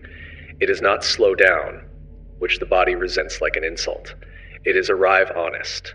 Arrive honest about who you had to be to make it here. Arrive honest that you left a hallway that tugged at your sleeve. Arrive honest that your clock is not God. Arrive honest enough to be late because a person said please. The study ended. The building remains. Somewhere near you is a door frame with paint rubbed off at shoulder height. Someone is leaning there, practicing the apology for existing. Your folder is heavy with purpose. Your name is on a schedule. You are walking. The fluorescent buzzer sings, and you, clock beating in your chest, get to decide what kind of story you will interrupt your life to belong to. The Dissonance Paradox, 1 versus $20. A lab that smells like pencils and dust. A man sits at a table facing a square board full of holes, wooden pegs standing at attention like dull soldiers. The experimenter explains the task with the clinical brightness of someone offering a glass of lukewarm water. Turn each peg a quarter turn clockwise. When you finish the row, start again, and again, and again. Next, thread spools onto a metal tray. Take them off, put them on, take them off. 60 minutes stretched thin enough to see through. The clock clicks. The man turns pegs. The action is so boring it feels like an ache in a new part of the brain, one that registers meaninglessness the way skin registers heat. He glances at the door as if a better life might walk in. It doesn't. Time eventually surrenders. He is told the session is over. Before you go, the experimenter says, a favor. The next participant is waiting. We usually have a confederate who tells them the task is enjoyable, exciting even, but he's late. Could you tell them that for us? The participant blinks. He is offered payment for this lie. Sometimes it is $20, good walking around money. Sometimes it is $1, barely a compliment. A bill slides over the table. He agrees. He sits in a different chair facing a different person. He hears himself say words that feel like lint in the mouth. It was really interesting, surprisingly fun. The tasks make you think, like a puzzle. He nods with borrowed confidence. He says it again when asked. He says it cheerfully. The next participant thanks him with hope he doesn't deserve and goes in. Back in the first room, the experimenter offers a questionnaire. How enjoyable was the task? Numbers line up from hate to love, an index of how the mind decides to label an hour of its own life. Here's where the mirror cracks. Those who lied for $20 write with relief that it was dull. They have a receipt for their dishonesty. The bill in their pocket explains the words in their mouth. Their conscience relaxes against the soft pillow of justification. I said it was fun because, come on, $20. But those who lied for a single dollar choose a number closer to enjoyable. They describe the pegboard as oddly satisfying, the spools as meditative, the hour as surprisingly engaging. Their faces try on enthusiasm that is 2 sizes too small and discover it fits by the end of the sentence. They do not know they are doing surgery on themselves. The lie was tiny, the payment tinier. Something in them needs the world to make sense. I am an honest person. I told a stranger this was enjoyable. I was barely paid. Therefore, perhaps it was enjoyable. The contradiction is a splinter the mind refuses to carry home. It pulls it out by changing the past. Watch the logic without the labels. When your behavior can't be reconciled with your beliefs, you can change your behavior, change your beliefs, or change the story that connects them. The door back to behavior is locked. You already lied. The door to the story swings open easily. Maybe I did like it. The memory obliges. The $20 liars don't need this surgery. Money is an external brace that keeps the self from bending. I sold my mouth for a minute is a statement the mind can file without editing any identities. The $1 liars can't use that brace. They pay themselves in private currency, conviction. It would be funny if it weren't so intimate. A person meets himself at the pegboard and watches his hand reach for a dial labeled preference. He turns it. Click. Now the boredom was interest. Now the tedium was challenge. Now the muttered curse was curiosity wearing a different hat. No one sees the hand move. The mirror shows only results. A face that believes. This trick is not confined to pegs and spools. Walk outside the lab and you can feel it everywhere. Join a club that required a humiliating initiation. and the club becomes precious because you can't tolerate having suffered for nothing. Buy an overpriced gadget after agonizing over reviews, and it becomes indispensable because the mind must honor the hours it spent choosing. Defend a decision made publicly, and the stance hardens into identity because the podium cannot be carried back out of a room. We do not merely have beliefs, we maintain them the way a gardener defends a hedge from truths that grow like weeds. The experimenters asked more questions. Would you participate again? The $20 group shrugs, sure or not, who cares? The $1 group smiles too long. Yes, they say, they would. They would recommend it to a friend. They would explain its value. Their mouths sell something their hands just returned. They are not lying now. They have cleaned the lie out of themselves by reclassifying it as truth. Turn the camera inward. Remember a time you said, out loud, that you loved something you did not. A party you hated that you called great. A job you despised that you described as challenging in a good way. Did you get paid $20 to say it? If not, did you feel your tongue teaching your brain what to think? The sentence lands, and the self, not wanting to be the kind of person who lies cheaply, retrofits reality. There is a moral danger tucked into this paradox like a blade in cloth. If you can get people to take actions that contradict their beliefs for reasons that feel too small to justify them, their beliefs may reorganize to match the action. You don't need to bribe them. You need to nudge them into speaking as if, then let their identity do the rest. The next time they speak, the as if disappears. The third time, they will argue with passion for the position they once borrowed. The pegboard grows into a podium. There is also a private mercy hidden here. If you want to become the kind of person who, say, exercises, give yourself a reason so slight it embarrasses you. Walk once around the block just to clear my head. Do it, then call it pleasant. The label will feel false. Keep it anyway. The mind detests mismatch. It will either stop the walk or start believing. If you want to stop hating someone, perform a kindness for them so small it insults your resentment, a favor you could have refused. Your mouth will invent a story in which you did it because they deserve at least that much. The next story will be kinder. The pegboard can be used for repair. Return to the lab. The participant hands back the questionnaire. The $20 bill sits in one pocket like a weight. The single dollar sits in another like a dare. Both men step into the hall. One rolls his shoulders and forgets the day. The other will tell someone later, sincerely, that the tasks were not bad, actually. Kind of interesting. There was this rhythm to it. He will believe himself. He will feel honest. He is paid for integrity with an edited memory. On the table, the pegboard waits for the next pair of hands. The spools wait for the next hour to be poured over them like water. The experimenter straightens the stack of questionnaires and thinks, with the cool satisfaction of someone who has found a seam in the mind, a small price buys a large story. The room hums. A new participant sits. The world elsewhere continues to turn, quarter turn, quarter turn, quarter turn, until someone decides to call the motion meaningful. The bridge paradox, misattributed arousal. A river canyon, wind shouldering the trees, a footbridge hung like a trembling thought between cliffs. The boards flex with every step. The handrail is rope and optimism. Halfway across, your pulse starts tapping a faster code. Your palms print themselves on the rail. You tell yourself it's the height, the sway, the drop with its green teeth. Maybe it is. At the far end, a stranger waits with a clipboard and a question. She smiles like a shore. I'm doing a study on imagination, she says, offering a picture card and a pen.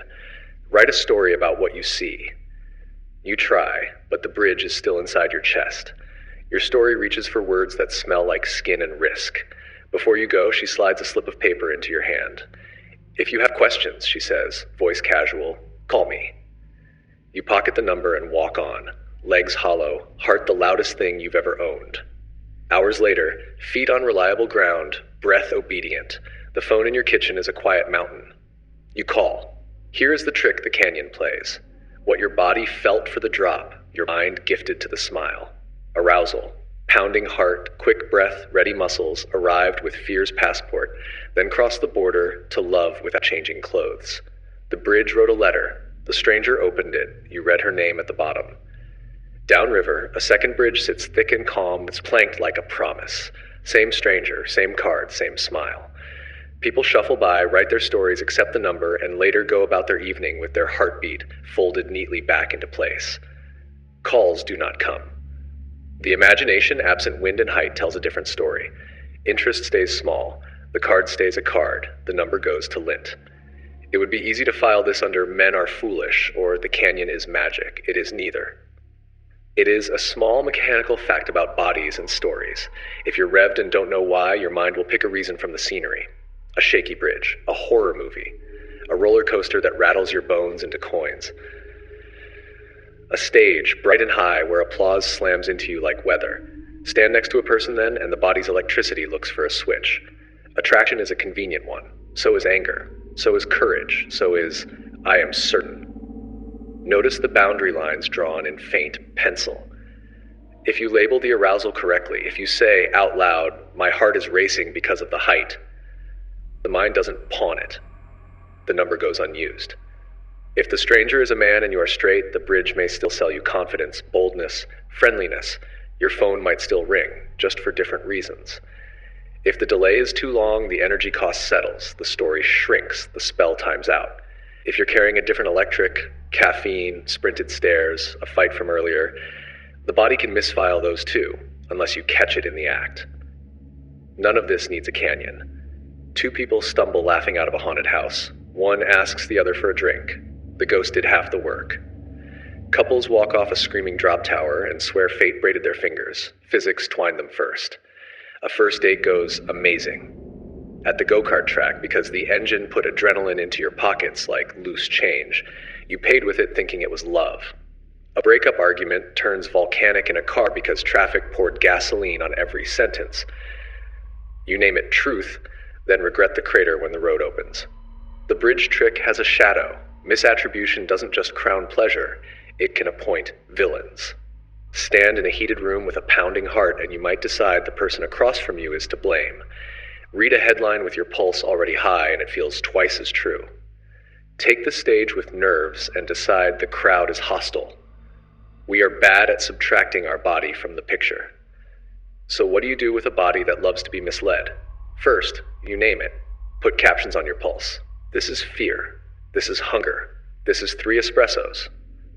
The moment the cause has a tag, the mind is less eager to rehome it. Second, you can recruit it, on purpose and honestly. Want a conversation to feel alive? Walk while you talk. Take the stairs before a difficult call. If you're both nervous and you admit it, I'm on a rickety bridge of a day, the misattribution has fewer places to hide and fewer lies to tell. Third, guard the moments where arousal is an uninvited guest with a pretty alibi.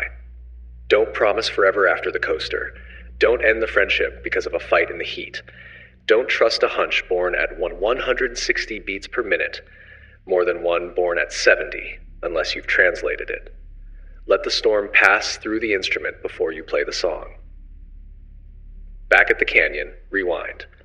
Another passerby reaches the end of the trembling rope and meets a stranger with a clipboard. He is flushed with the physics of being alive. He writes his story, takes the number, and feels his chest audition the word love. He stops. He names the wind in him. He laughs at himself, at gravity, at the ancient animal in his ribs, and still calls, but later, and from a quieter room. The conversation is easy, like water after thirst. Maybe they meet, maybe they don't. If they do, they will not mistake rush for root. If they don't, he won't mistake silence for a truth about himself. There is a sweeter use for the paradox. If you have forgotten how to want, borrow a bridge. Put your body somewhere that hums, music loud enough to lift your skin, a path that climbs until breath becomes a metronome, cold water against your shins, a dance floor the color of midnight. Then place your life beside it, the work you almost love, the person you almost called, and see if your heart recognizes something it can keep when the shaking stops. This is not a trick, it is rehabilitation. Arousal is not the enemy, confusion is. On the cliff, the ropes creak, the river lifts itself into white. One more person crosses, surprised by the small electricity that makes the world vivid. On the far side, the stranger smiles and asks for a story. We are always writing them. The body provides the ink, the mind chooses the title. Tonight, choose well. The Blindness Paradox, Invisible Gorilla. A grainy tape, Two teams in a narrow room, one in white, one in black, passing basketballs like metronomes. The voice on the tape gives you a job. Count the passes made by the players in white. Simple. Your eyes tighten into a fist. 1, 2, 3. No, that was a bounce pass. 4, 5. Your jaw joins the work. 6, 7, 8. The world shrinks to arcing leather. Halfway through, something impossible walks through the frame. A person in a full gorilla suit, chest beating, dead center. It takes up the whole room for 9 full seconds. On the first viewing, you don't see it. Not didn't notice, not saw, but forgot. Your eyes drank the photons. Your mind never made the picture. The tape ends. Did you see the gorilla? The voice asks, and you laugh because it must be a joke. They rewind. There it is, undeniable, like a crime you slept through while awake. You replay your own certainty and watch it fracture. You were doing well. Your count was correct. That correctness was a trap. Task turns into tunnel. The edges of the scene black out like a stage when the spotlight drops. You had one job. That job hid the world. Cut to a bright street. A man with a map stops a pedestrian and asks for directions. Two workers carrying a door squeeze between them like an apology.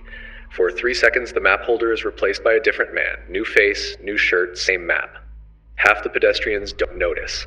They keep explaining a route to a stranger who was born 3 seconds ago. Your brain wants to shout, people aren't that stupid. Your memory winces. You have walked whole blocks inside your head. Cut to a radiology lab.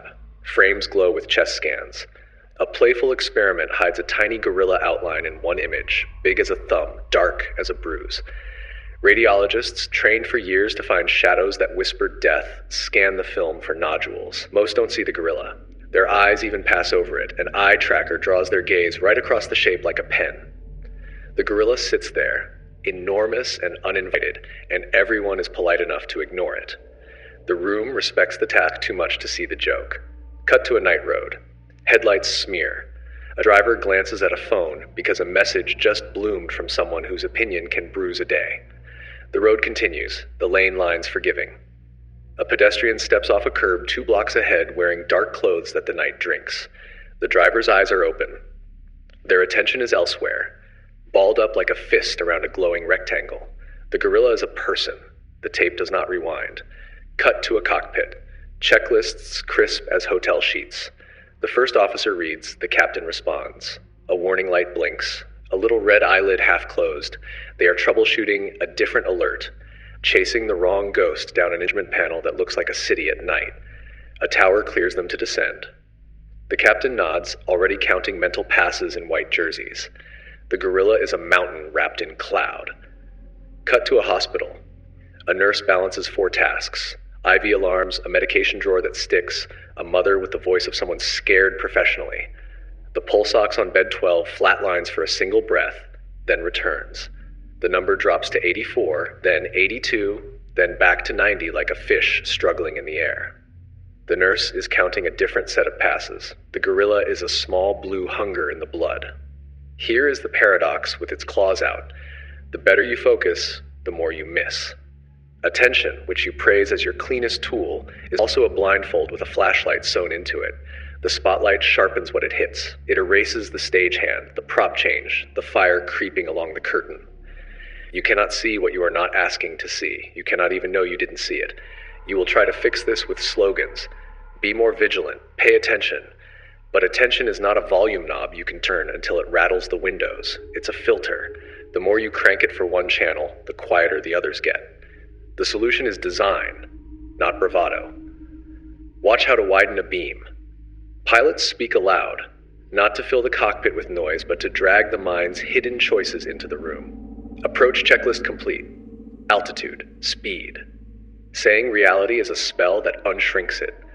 Nurses tap each other into the scene, second set of eyes, because blindness loves a single witness.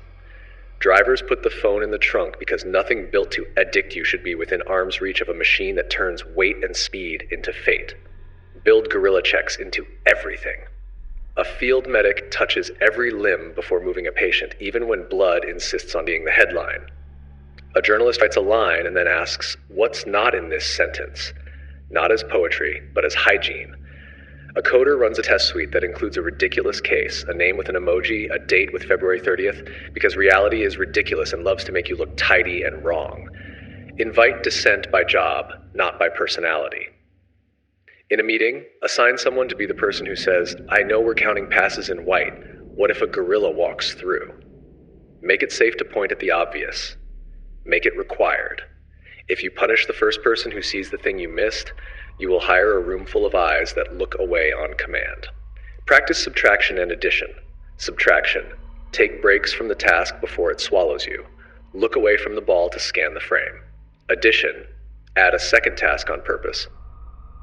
Every 2 minutes, look for what doesn't fit, so your brain learns a rhythm that flips the lens. Surgeons use a moment of pause before the cut to read the room for the thing no one wants to say.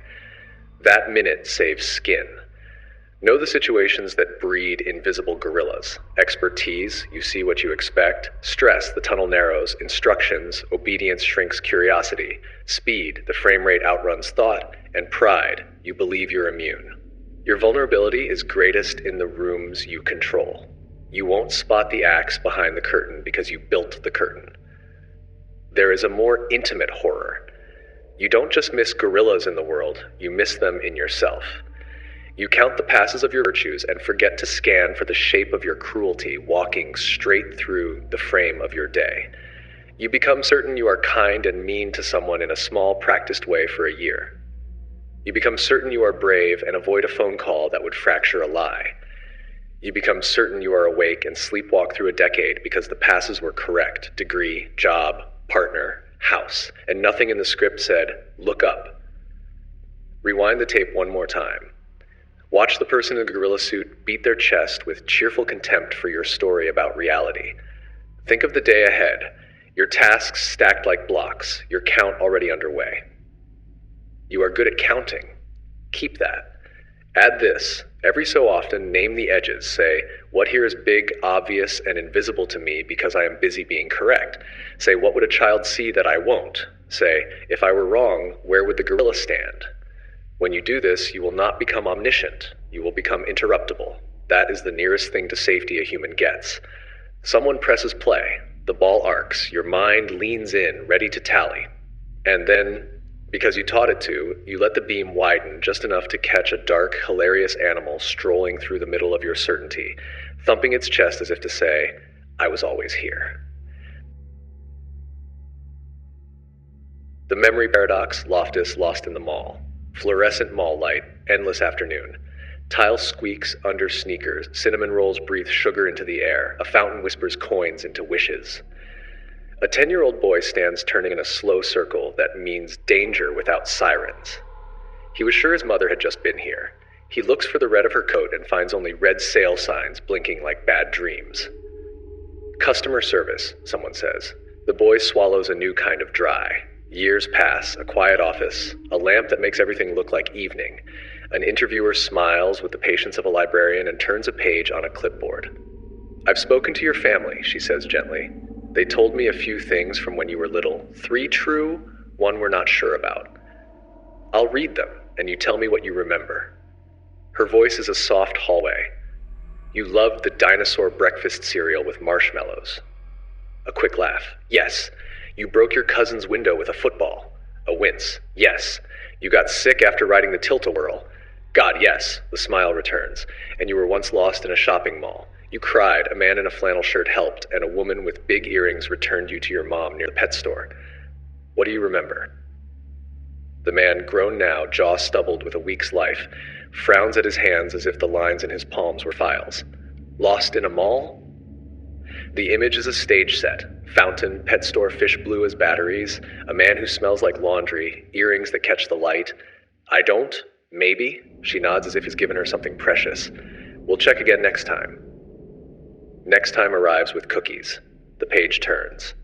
"Let's revisit the mall," she says, friendly as weather. "You said you were near the fountain." He hadn't. He did now. A ripple of certainty crosses the room like heat above asphalt. "Did the man take your hand?" she asks, just curious. The hand tingles with the memory of an imaginary grip. "Yes," he says, surprised at how the picture supplies itself when asked. She writes a note. The lamp hums approval. By week 3, the scene is furniture. The man can place the pet store on the left and the arcade on the right.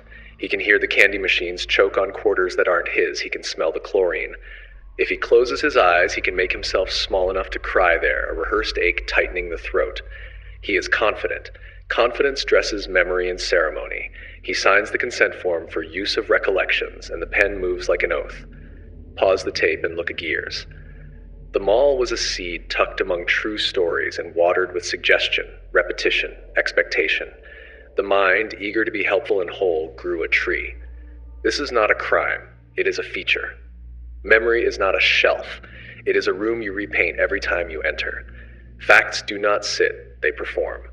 Ask a leading question and the performance rewrites itself to please the audience. Smashed versus hit in a car crash, broken glass that never existed appearing like a magic trick in the mind's rearview mirror. How fast were the cars going when they smashed? Faster than when they hit. Shards glitter where no windshield ever shattered. Witnesses swear to the glint.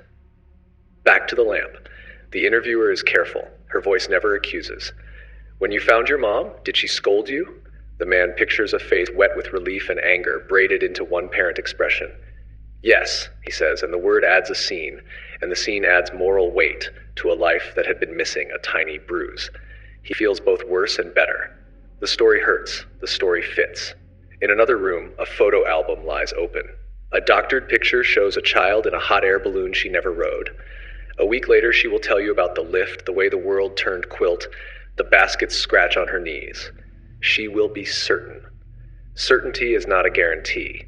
It is a feeling that often follows rehearsal. The balloon never left the lawn. The memory left the truth. In a courtroom, a witness points and says, "That's him," with the same bright certainty. The prosecutor relaxes into confidence like a chair. No one can feel the drafts in the witness's mind. A detective who said, "Take your time," while hovering too close. A lineup in which one face was a little more tired, a little more unusual. A voice on the news.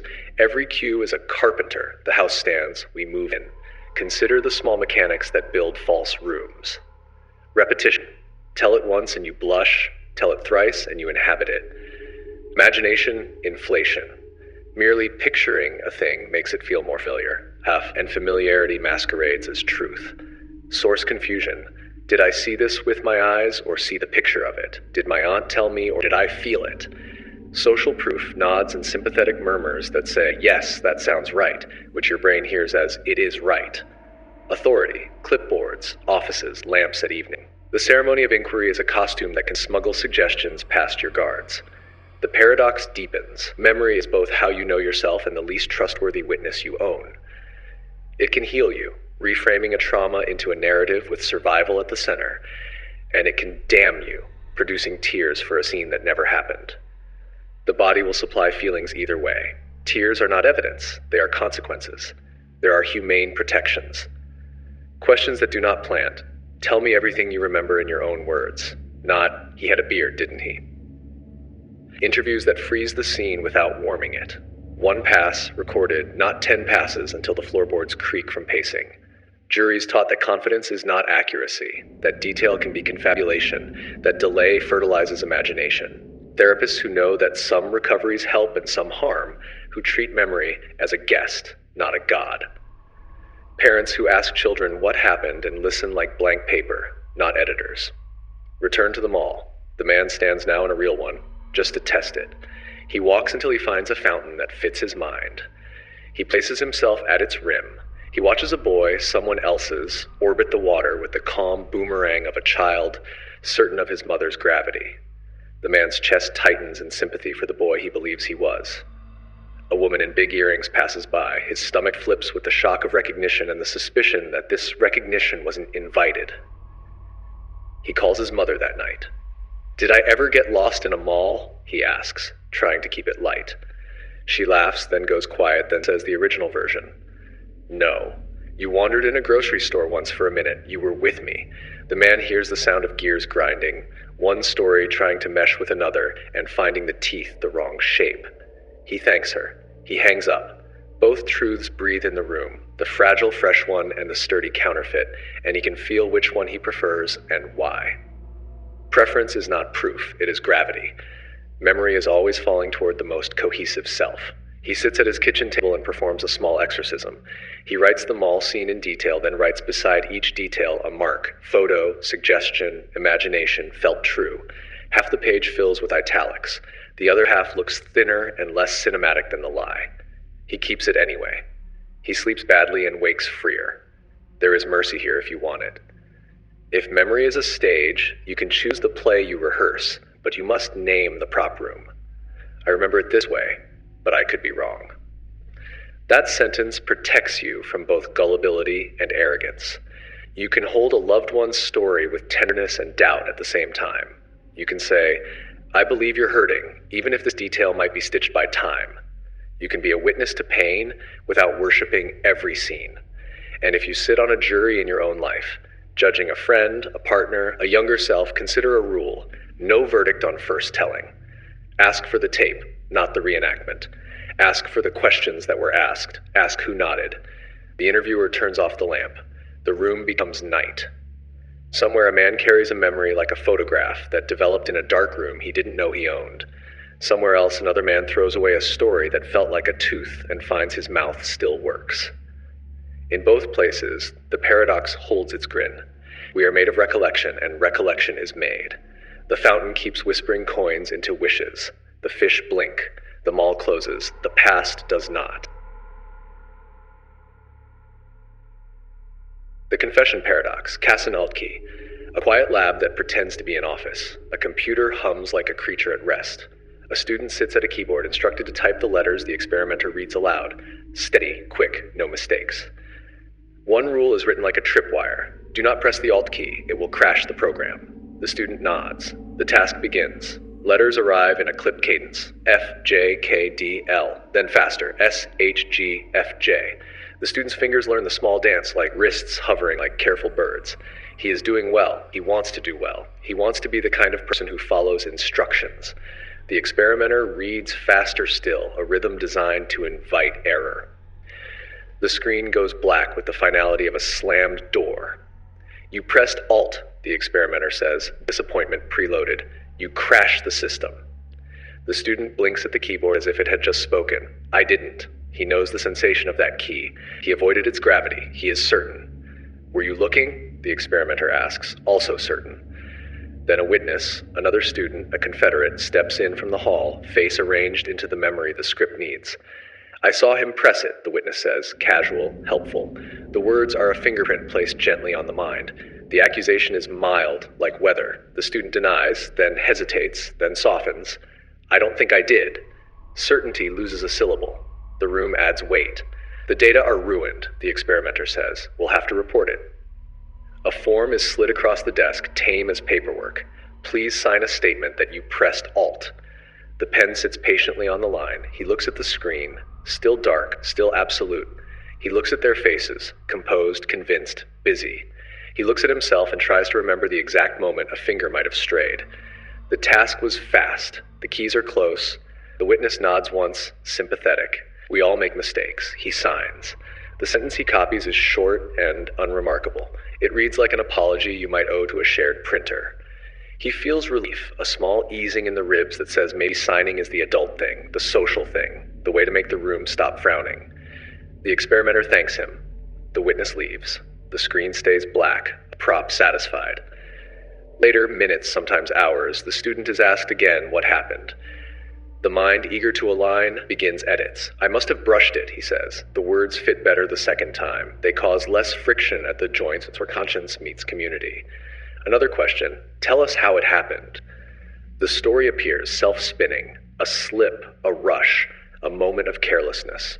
He can picture the finger now, a traitor he forgives in order to keep the world coherent.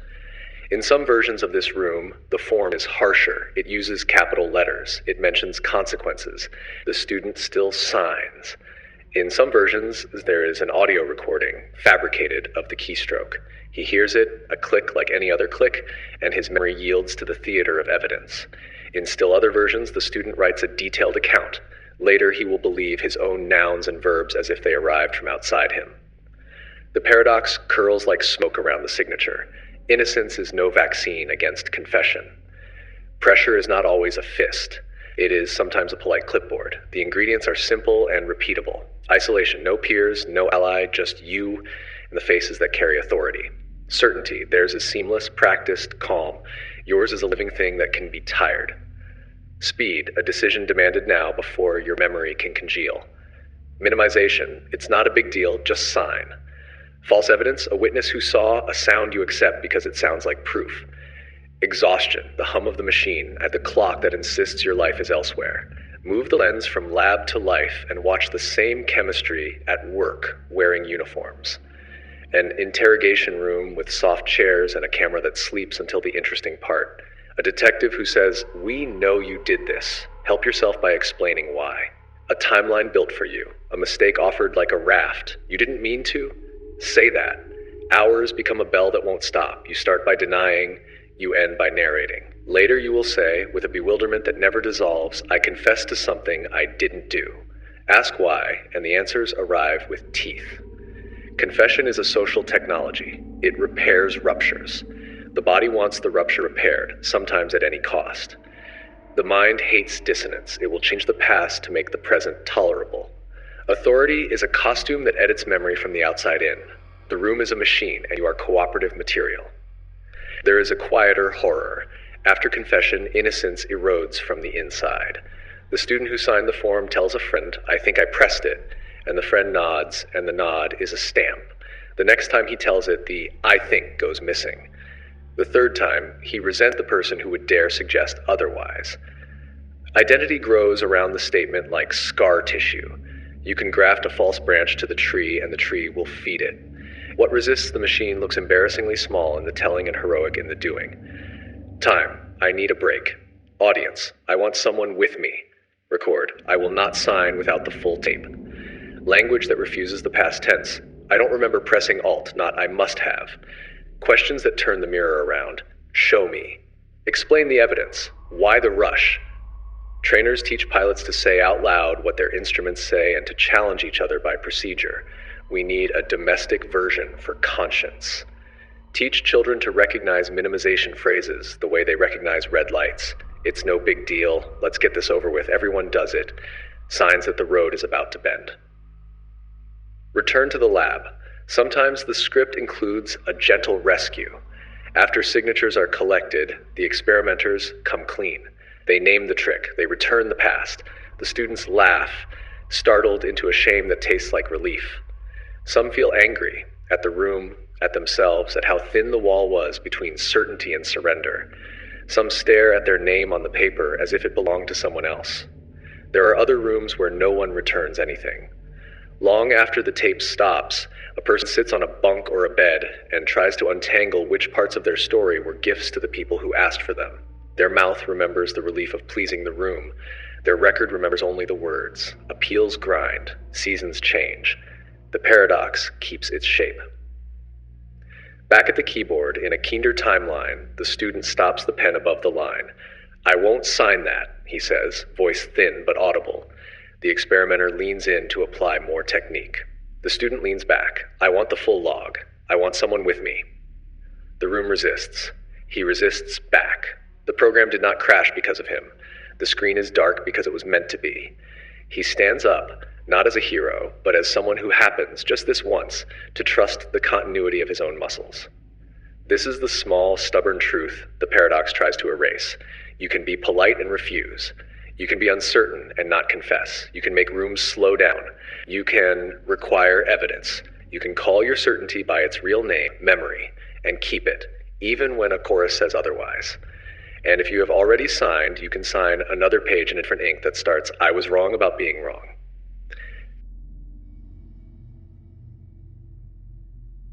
The Silence Paradox, sensory deprivation. A door closes with the soft finality of a secret. Inside, a chamber padded like a thought that refuses to echo. Light is low and even. Sound is a blanket too heavy to lift. Air the temperature of absence. You lie back in salty water warm to match your skin, density raising you until your body forgets it weighs anything at all. The lid lowers. The world ends in 4 inches. At first there is relief, a vacation from edges. Your spine unlocks one vertebra at a time. Your eyes, useless, negotiate with the dark and give up. Your breath becomes the only metronome left. In, out, in, out. The minutes are kind, like a cat settling on your chest. Then the seams start to show. With no outside rhythm to braid into, your brain starts knitting itself. A faint itch moves across the forearm that isn't touching air. A tone, thin as a thread, appears in one ear and then in the other. Is it real? The question has nowhere to go. You hear your heart the way you hear footsteps in a hallway you thought was empty. It's louder than it ever was when there were other things to listen to. The silence isn't silent. It's a microphone pressed against your skull. Shapes nudge in from the edges, not seen but insisted upon. The dark acts like a stage. Any actor brave enough can own it. A pinprick of light swims where there is no light. It splits and recombines like single-celled certainty. Colors gather from memory and smear themselves into a sky with no horizon. You move your fingers to prove you are not disassembling. They resist with the drunken dignity of limbs in sleep. For a second, 3, you are unsure which way gravity intends to lie. Time loses its spine. 5 minutes and 50 feel like cousins. Thoughts expand until they touch the walls and then keep growing, flattened into new shapes by the constraint. A remembered argument replays with additional lines. A kindness you meant to do last year walks into the script and demands its scene. Your mind is a theater and also the audience and, increasingly, a heckler. You cough to make sure the world still answers. It does, but too closely, as if your chest were a drum. The tiny waves slosh against your ears and settle. With the lid closed, the smell of salt and plastic becomes a place. It's not quite unpleasant. It's just another thing you can't not notice. You feel your tongue resting against your teeth and wonder how long it has been there. The answer is always. It feels like news. And then the visitors. Not ghosts, exactly. More like echoes looking for a source. A violin phrase you heard once in a kitchen decides to practice here. A face forms out of boredom and asks a question it asked you a decade ago when you said something careless and kept walking. The memory of a stare you missed becomes a jolt without legs. A laugh from childhood, the exact pitch of a friend who taught you bravery by accident, bounces once and stops as if embarrassed to be out of storage. Your body starts making its own weather. Waves of heat and chill roll with a lag you can't track. You swear you feel a draft, but there is no draft. You swear you feel a hand, but there is only water. The mind, deprived of the usual targets, calibrates to noise. It promotes whispers to announcements. It promotes dust to constellations. It promotes ordinary heartbeat to threat or prophecy, depending on the hour. Panic is a door on a spring. You know it's there before you see it. It opens just a crack. What if the lid sticks? What if the air thins? What if this is not a chamber, but a confession booth? And the only thing speaking is something you keep under your tongue when the lights are on. You put a finger against the wall where the light will be if you need it, and don't press. Not pressing is a victory. Victory feels like an addictively small drug. There is a mean variety of silence, and there is a merciful one. You meet both. The mean kind lists your neglected chores in a voice that sounds suspiciously like a parent. The merciful kind lets a single thought rise to the surface and dissolve, then another, then leaves the pool unrippled. On good minutes, you are a snow globe after the flakes have settled. On bad minutes, someone keeps shaking. This place was sold to you as therapy. Float until you remember you are more than the tangle of your calendar. It is also, quietly, a lab. The experiment demonstrates a law. The brain despises blankness. Remove sight, sound, touch variations, temperature gradients, weight, and perception manufactures content to satisfy an ancient contract. Solitary sailors in calm seas hear radios that aren't on. Polar scientists see visitors crossing white that has never known a foot. Prisoners in quiet cells and monks in quiet cells both report voices. We decide the name of the voice by context and doctrine. Deprivation doesn't create madness. It lets the factory audible. Somewhere in the middle hour, you discover a seam you can slip a finger under, the difference between a thought and a demand. The first can be observed. The second insists on being obeyed. You are failing shows up in both costumes. In the chamber, naked of jobs, it turns back into a sentence with no badge. You watch it. It leaves. It comes back with a different hat. You watch it again. Watching becomes a skill you did not know you were starving. You also notice how hunger sneaks into other hungers. The body wants salt, but salt is everywhere. It wants sugar, but sugar was yesterday. It wants a face, but there's only this lid. so it eats itself a bit, chewing old pictures into flavors, grinding future fears into grit between the teeth. You spit it out and it returns smaller. After a while, it stops returning. For a minute, there is something like quiet. Not total. Nothing here is total. But enough to hear the small hum that might be nothing more than blood doing its job. Enough to consider liking your heartbeat. At the end, the light in the corner brightens the way mornings do in rooms without curtains. The lid cracks. Air that isn't yours slides in. It smells foolishly rich. The world has edges again, none of them padded.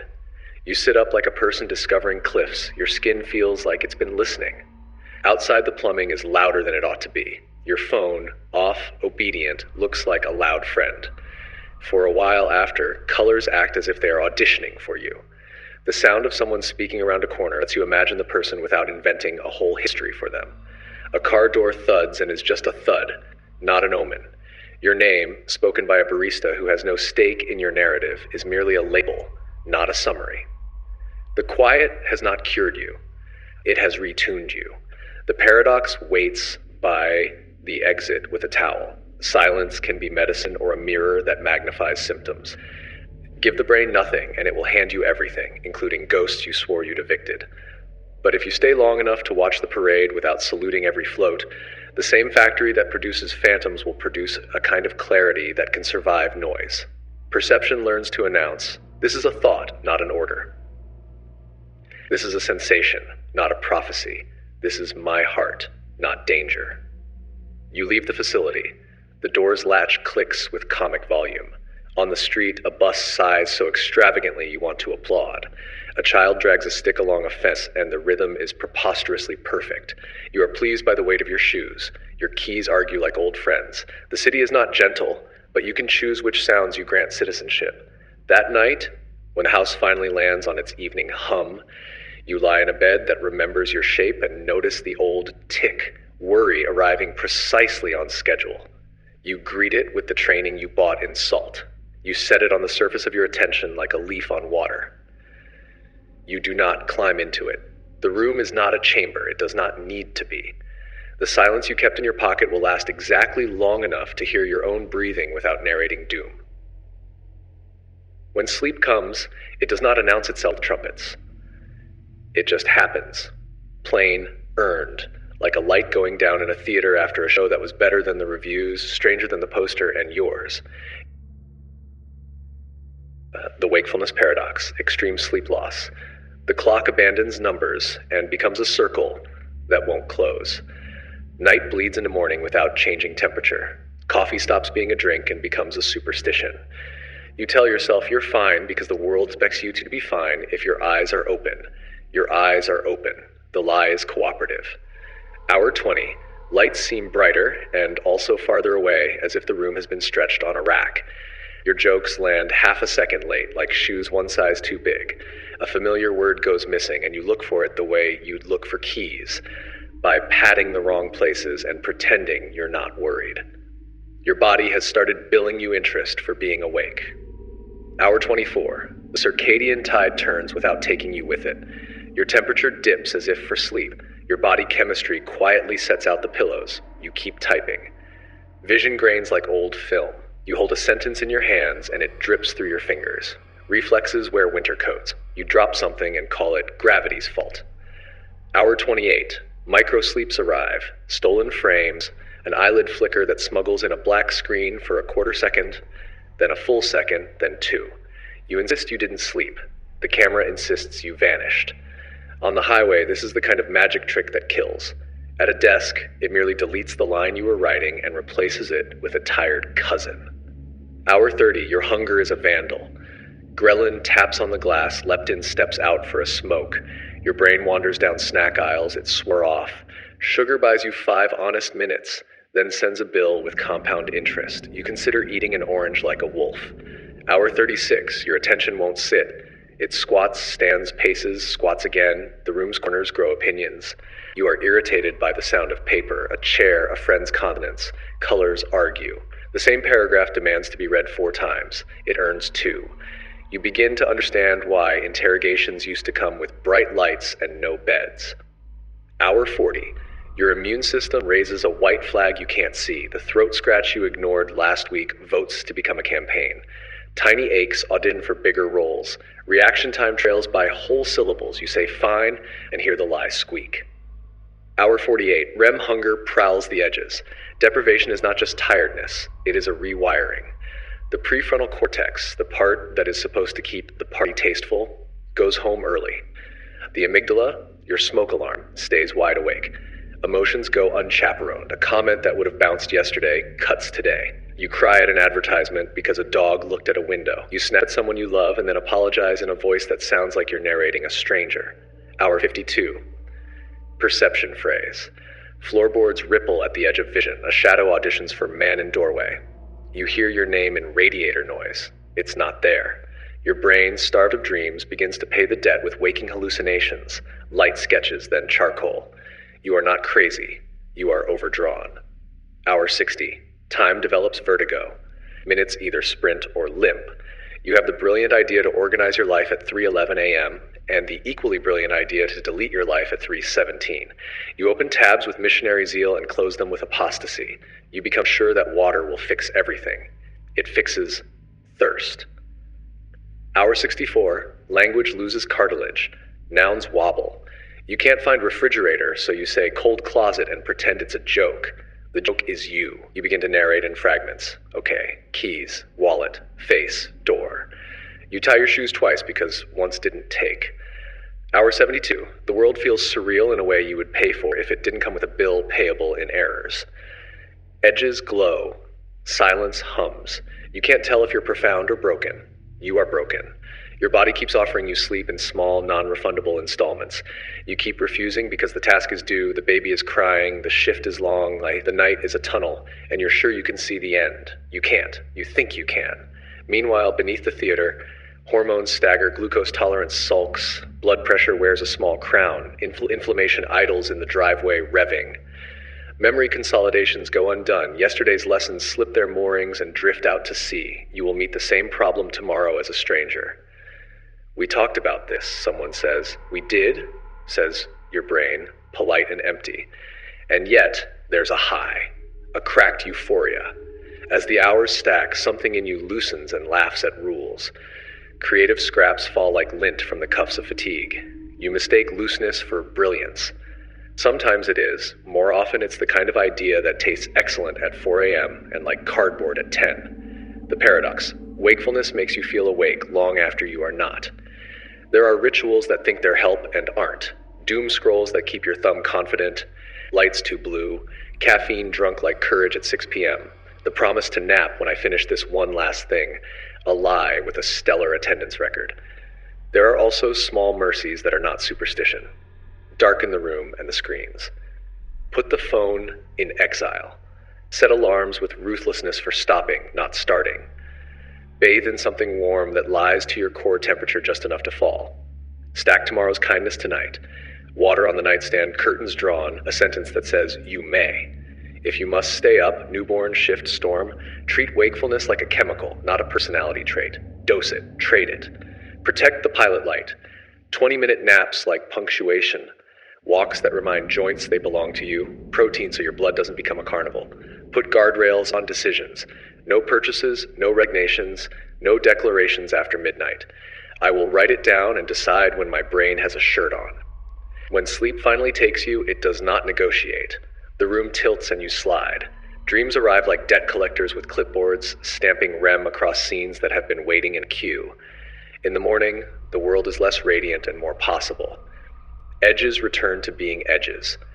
Coffee becomes a drink again. You will be tempted to romanticize what the long night felt like. Don't.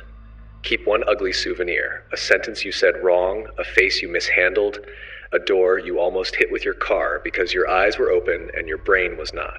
Put it on a shelf you can reach. Let it be the thing you point at when the same tunnel opens and your calendar says just push through. The clock resumes meaning. Numbers look honest again. You do a small, ordinary task perfectly and feel a gratitude that borders on prayer. This is the right high. It came free with gravity. It doesn't ask you to be a hero. It asks you to lie down. You close your eyes on purpose. The day keeps, the world keeps, you do not. That is the oldest contract, sign it. The Isolation Well Paradox, Harlow's pit of despair. A steel box that does not care about your theories. 4 slanted walls, polished to a hopeless shine, narrowing to a point like an argument that permits no reply. Air holes drilled with the indifference of a machine. Inside, a young rhesus monkey sits where gravity allows, at the bottom of a funnel that describes a single idea. Up is not for you. Days pass, then weeks. The room it lives in is clean in the way a morgue is clean. No mother, no peers, no cloth to lie to the skin. Just the animal and the box, and the sound of the animal learning a new alphabet, where every letter means stop. At first it searches the walls, fingers finding nothing to hold except angles that slide it back to where it started. The search becomes rocking. Rocking becomes staring. Staring becomes a posture that says the body has folded itself smaller to match the space allotted. You watch, and the mind produces the sentences it always produces when it tries to make cruelty align with purpose. Perhaps this is temporary. Perhaps resilience is a spring. Perhaps the animal will invent a mother out of air. The box answers with silence and a day count. After a while, the monkey does not grow so much as continue. Fur that should have been groomed is not. Eyes that should have learned other eyes move over metal that never moves back. The muscles learn how to conserve. In despair, efficiency is king. The tail wraps, unwraps, wraps. Food is taken without appetite. Water is not gratitude, it is plumbing. The brain rearranges itself like a town after a flood. Roads to markets washed out, a path to the last standing warehouse trampled, the center of life relocated to a smaller, harder square. Take the animal out and watch the box follow. Place it among peers and see knowledge falter where it should leap. Invitation becomes threat. Touch becomes electric. Play is a language the mouth cannot form. Some isolate, faced with another's hand, freeze until the hand retreats. Others swat, the panic of someone drowning who cannot tell if you are a wave. A peer approaches to groom and is met with the kind of stillness that feels like an answer. Even kindness slides off the polished walls the box left in the head. The paradox is brutal and simple. Deprivation of love does not merely leave a hole. It builds a structure, learned aloneness that stands in the way of every bridge you try to build later. Rehabilitation, if it comes, is not an insight. It is a practice of being touched without consequence. The lab learned this by accident and then on purpose. Pair the isolate with a younger, patient monkey, an infant diplomat whose persistence is not personal, and wait. Sessions start short, 5 minutes of proximity, then 10. The first week is all flinch and freeze. The second contains a single reach that does not end in retreat. By the third, a scrap of grooming appears, awkward, misaimed, precious. The funnel is not gone, a ramp has been bolted to one wall. Return for a minute to a neighboring room. Here are the cloth surrogates, the false mothers whose softness proved that contact comfort is the floor on which curiosity stands. The isolation well is the negative of that photograph. Where cloth said yes, the well says no. Where contact trained the nervous system to downshift, isolation welds it in high gear, or else in neutral, engine idling toward a stall. The animal learns the future as a thing to brace for. Translate without mercy. An infant in a crib without arms finds a smaller self to fit the world it has. A child passed between indifferent faces learns to carry a mirror and consult it for comfort. A teenager weaned on rooms that do not greet them invents a posture that offends before it can be rejected. A grown body that never learned to expect return from reaching decides reaching is a kind of self-harm. The box is not steel in these stories. It is schedules, neglect, clean houses that echo, institutions that prize order over touch, rules that say no picking up because numbers must be met, an economy that calls care unproductive. The walls shine just as hopelessly, and yet the same lab that built the well learned the mercy that undoes it inch by inch, not speeches, not reasons, exposure with safety, gentle persistence, co-regulation before self-regulation, time spent at the edge of the funnel, hand extended, waiting longer than the fear. You cannot argue a nervous system out of a posture it learned to survive. You can give it 1,000 opportunities to discover a different equivalence. Reach, relief. Approach, warmth. Proximity, nothing bad happens. Sometimes, something good. There is uglier data, too. Mothers raised without mothers may clutch without modulation or ignore without noticing. Some injure what they were never taught to name as theirs. The cycle is not a metaphor, it is a mechanism. The antidote is not a scold, it is a substitute. Someone to stand in the gap between lack and learning until the nervous system has a map for we. Therapy that is a calendar of bodies in a room, play, eye contact that asks nothing, touch negotiated rather than seized, games of return where the rules are kept, becomes a machine for printing exits from a blueprint that had none.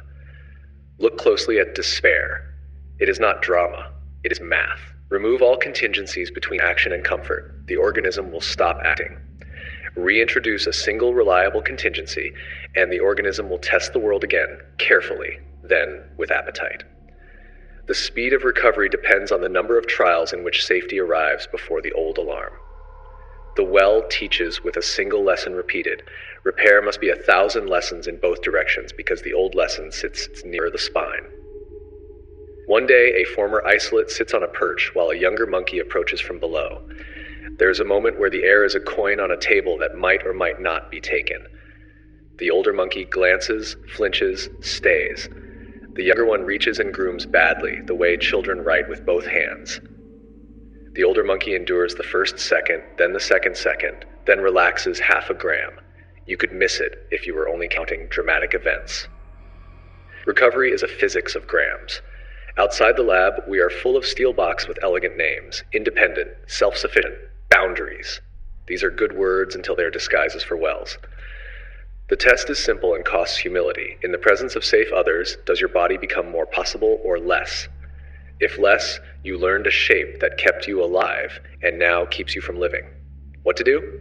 Build ramps, hire patience, institutionalize slowness where speed used to rule, childcare ratios that permit laps, clinics that bill for sitting with rather than only fixing, schools that take attendance for presence of mind as well as body. Teach touch as a language with grammar, consent as subject, comfort as verb, repair as punctuation. Practice serve and return until it feels like weather. Tell policies the truth. A list of tasks without a list of affections will print out new wells as fast as you can rescue from old ones. If you are the one at the bottom, do not romanticize the box. It was not formative in some noble sense. It was subtraction. You owe it no poems. Start with an animal fact. Your heart rate calibrates to nearby hearts. Sit near the steady ones, even if your skin calls them sandpaper. Keep company with people who do small things predictably. Do not audition for love. Measure it by whether mornings arrive gentler than they used to. Accept clumsy grooming from friends who are learning you, and offer clumsy grooming back. Build rituals that are ramps: Tuesday soup, Wednesday walk, Thursday texts, boring enough to outlast panic. When your body says flee and your history agrees, stay 1 second longer than your history allows, then 2, then 3. Recovery is not a movie, it is arithmetic. And if you love someone who lives with a well inside them, become diurnal around their night. Announce returns, call when you said you would, and if you cannot, tell them before you cannot. Narrate, touch, hand, then hand, so the body meets the act with the word. Praise the gram, not the kilogram. The 2 extra seconds, the half smile before the flinch, the message sent without a 24-hour draft. Refuse to be insulted by the old alarm.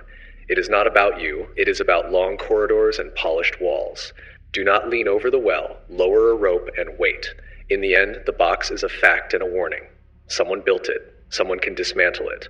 The monkey who learned to rock learned to reach, badly, then better, because a patient animal refused to read the first posture as prophecy. The same is true of us. The isolation well is not a fate. It is a lesson plan that can be replaced. The blueprint for its opposite is embarrassingly plain: proximity that repeats, touch that tells the truth, names said softly, departures signaled, returns kept, time. The steel walls in the lab caught reflections until someone turned off the light. In the dark, the box disappeared to the eye, but not to the body. Outside, the trees kept being trees. The world kept being loud. Other cages kept being called by their polished names. Somewhere a primate put a hand out, and somewhere else, crucial inches away, another primate let it stay. The Obedience Paradox, Milgram. The room hums like a fluorescent throat clearing.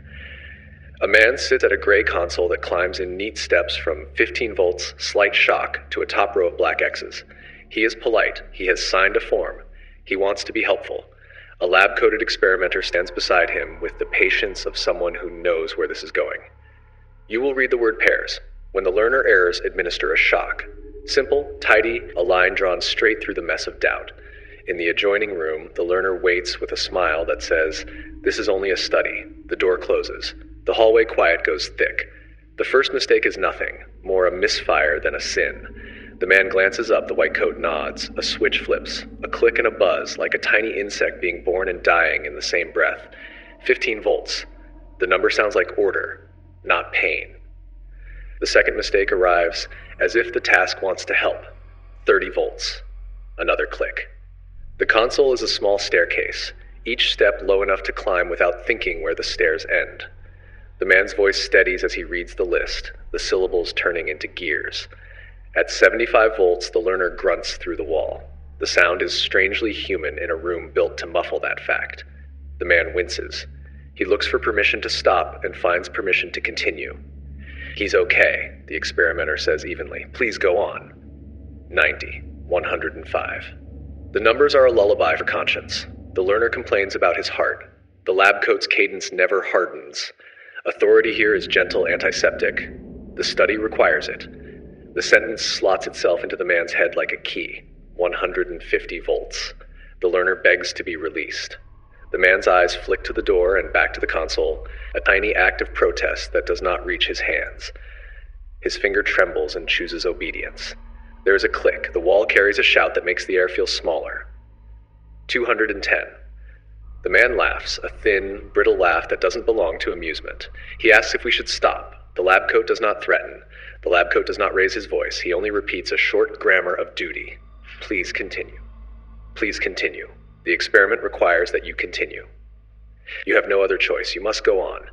The phrases lean on him like a calm hand on a shoulder, guiding him past his own no. 240. The learner bangs once, twice, a dull drum behind a wall. The man reads the next pair of words. The silence that follows a wrong answer counts as wrong. The machine treats refusal as error and error as cause. The man swallows. He is sweating through his neat sweater. He is being the kind of person his parents and teachers wanted, cooperative, respectful, thorough. 300. The learner refuses to answer anything at all. The man calls this non-answer incorrect because the sheet says so. He shocks a silence. It feels like moving a piece on a board, not like touching another human's skin. He has learned to live 2 inches from his own instincts. 330. The voice behind the wall has thinned into something that makes the man's chest feel wrong. He looks to the window and sees a slice of sky, a reminder of errands, of buses, of oranges on a list. He turns back. He presses. The console doesn't care about skies. 375. There is no voice now, only his own, reading, and the apparatus answering with a buzz so steady it could be mistaken for normal. Each press redraws himself. Each press makes the next one make more sense than stopping would. The steps behind him have disappeared. There is only forward and the authority that named it forward. 450 volts. The top. The switch that feels like an edge someone painted black so you know it's real. He presses because one step remains and steps are built to be climbed. He presses because the man in the coat is still calm, the room still clean, the building still Yale. He presses because nothing monstrous has announced itself. He presses because the story he tells about himself, helpful, cooperative, useful, is being used against him in a voice with excellent manners. Silence. Long enough for the heart to mark time. The experimenter notes something on a clipboard. The man clears his throat to make a noise that is not a scream. The procedure is declared complete. Outside, the day has not noticed. A student laughs in the quad. Paper cups drift a little in the wind. Then the reveal. The learner was an actor. The shocks were not real. No one died. Relief washes the man's face, and then something else. Something like the bruise of a thought. He held a switch and heard a person plead, and he went on. The console was a rehearsal, but his obedience was not a prop. This is the paradox that makes the room feel crowded, even when only 2 men are in it. The nicer we are, the more we want to be seen as good participants in the big project, the easier it is to borrow our hands. We imagine evil as loud, and often it is quiet.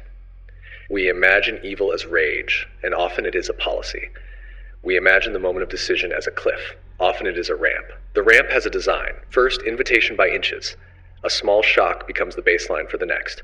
And by the time the steps are tall, your legs are already moving. Second, the offloading of responsibility to a title. The lab coat stands there so your conscience can sit down. Third, urgency. The study must proceed. Time is a stern teacher. Finally, the removal of the victim from sight. The wall keeps the other person a voice, then a noise, then an absence. Absence, misread as compliance, greases the switch. If you are watching this thinking, I would have left, you are in good company. Almost everyone thinks they would have. We dress the future version of ourselves in courage, because it is hard to undress the present one of its habit. But the man at the console was not a monster. He was someone who pays taxes and admires good lawns and wants to help. His goodness was used like a lever.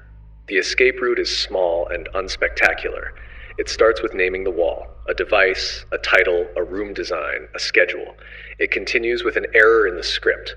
Ask a question out loud, request the door be opened, move from the study requires it to, I refuse. Responsibility returns to your chest with a weight that feels like fear, and then like clarity. You are not here to be pure, you are here to be awake. Years later, the man will remember not the numbers but the feeling, his pulse too near his ears, the way the word continue changed shape in his mind. He will remember the way his hand chose. He will wonder how often the world is arranged to make that choice for him. And you, where are you certain you will say no? Which uniforms can borrow your certainty? Which slogans sound like you when they are not you? The console is everywhere, a spreadsheet cell that hides a person, a button that publishes harm and calls it policy, a phrase that launders an order into a favor. The paradox waits for ordinary people with good intentions and a deadline. When the tape stops spinning, the hum lingers. The switches are quiet. The room is tidy again. But the shape of the man's decision remains in the air, like a handprint on glass. He leaves with his coat folded over his arm, and the door closes behind him with a soft applause. He steps into daylight, blinking. The world is unchanged. He is not.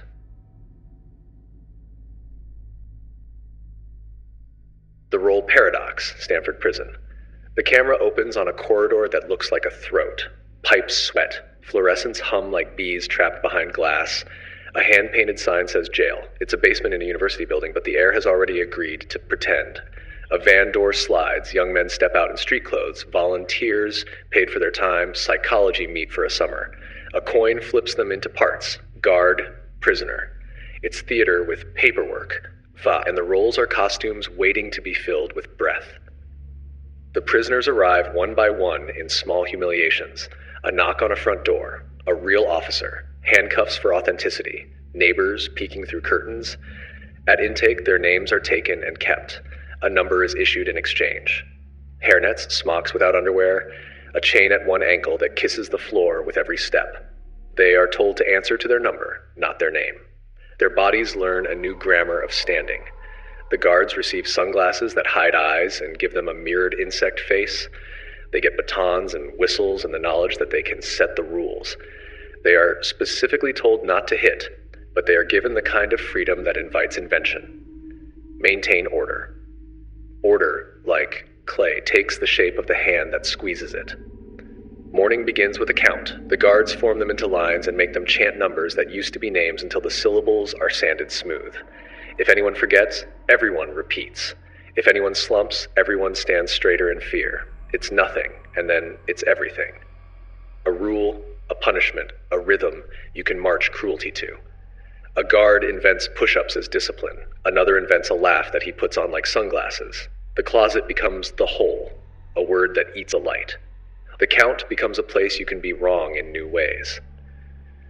Prisoner 8612 asks for a doctor. He's sweating. He's shaking. He's told he's fine because the role requires it. He starts speaking in sentences that tilt. I can't take this. He's released, and the walls close like a mouth without a tooth. A new prisoner replaces him, because the structure wants full parts. The days blur at the edges. The nights sharpen. A guard who's learned the rhythm of power, later nicknamed John Wayne, puts his swagger into the space between rules. He doesn't need to hit anyone. He uses time, sleep, the silent weight of being watched. He uses the whole like a period at the end of a sentence that didn't need one.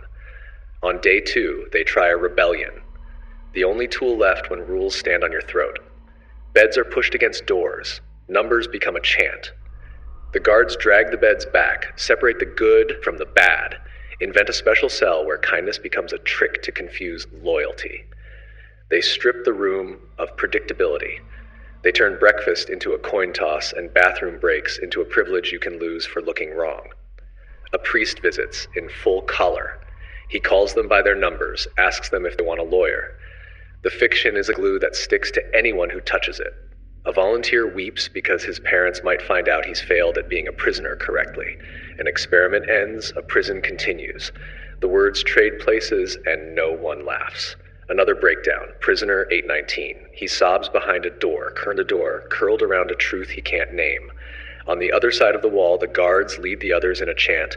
Prisoner 819 did a bad thing. The words march. The guilt grows a uniform. 819 hears it and says he can't leave because he'd be abandoning his role. The researchers say, "You're not 819, you're..." And they speak his name like a password to a life he forgot. He blinks as if light has been turned on underwater and steps into himself again. The superintendent is not a superintendent. He is a psychologist who can no longer see the rubber seams of the costume he put on. He talks about counts and shifts and discipline with the earnestness of someone who thinks he's real. The line between experimenter and warden has been erased by a dry erase marker that no longer remembers what it erased. Day 6. It should have been 14. A young woman comes down the corridor and looks at the boys with ankle chains and the guards with insect eyes and the man who is playing at being in charge. She says what the walls needed to hear. What you're doing is wrong. The spell breaks because someone refused to share its language. The costumes sag, the sunglassed eyes find their faces again. A word returns, name. The paradox stands in the empty corridor like the last person at a party. Give people costumes and a stage and the freedom to improvise, and the costume writes the script. Reasonable men become ridiculous and then cruel, and the cruelty feels like a duty they didn't know they had. Take away names and you get numbers, give numbers rules and they become sins. Roles are fasteners. They hold a self to a scaffold built by someone else's purposes. A guard learns to stand with his feet farther apart. A prisoner learns to ask permission to exist. The posture becomes the person becomes the posture. Power doesn't need a whip when it has a checklist. The surface reasons are tidy. Anonymity dulls empathy. Uniforms signal expectations fry. Authority diffuses responsibility. Surveillance sharpens obedience. Time pressure makes mercy feel inefficient. The deeper reason is uglier and more ordinary. We want to be good at the part we've been given. We want to be seen as competent by the other actors. We want applause from the narrative itself. This is why the laughter in the corridor sounds wrong, because it's the laughter of men practicing a role that rewards inventing new ways to make someone small. They aren't enjoying pain, they are enjoying skill. The skill is domination, wrapped in rules that say order on the label. The escape is small and stubborn. Keep names, keep eyes visible. Rotate roles before they calcify. Invite outsiders in to say what the walls won't. Write rules that include dignity as a line item, not an afterthought. When someone invents a punishment, make them stand inside it first. When someone says for order, ask for whose order and at what cost. Put clocks where they can slow you down. Put mirrors where sunglasses used to be. The experiment ends. The roles keep walking. They leave the building and find new basements, offices where titles make voices smaller, classrooms where seating charts become cast lists, homes where chores harden into identities. A badge is a kind of magic, so is a smock, a headset, a password, a keyring that jingles. Each gives you a character arc you didn't audition for. Listen for the moment the role starts speaking for you. It's usually polite. It calls itself professional. It says, "My hands are tied," and then knots the rope tighter. It says policy and means permission. It says security and means control. It says experiment and means prison. If you ever forget who you are, ask for your name out loud. Make someone else say it back. If you ever find yourself inventing punishments, count your steps backward until your feet remember the ground. If you ever feel sunglasses growing over your eyes, take them off and look too long. If you ever hear a chant that shrinks a person into a number, put your voice in the way. The corridor is quiet now. The sign that said jail looks like a joke someone tired of. The floor remembers the shape of the beds.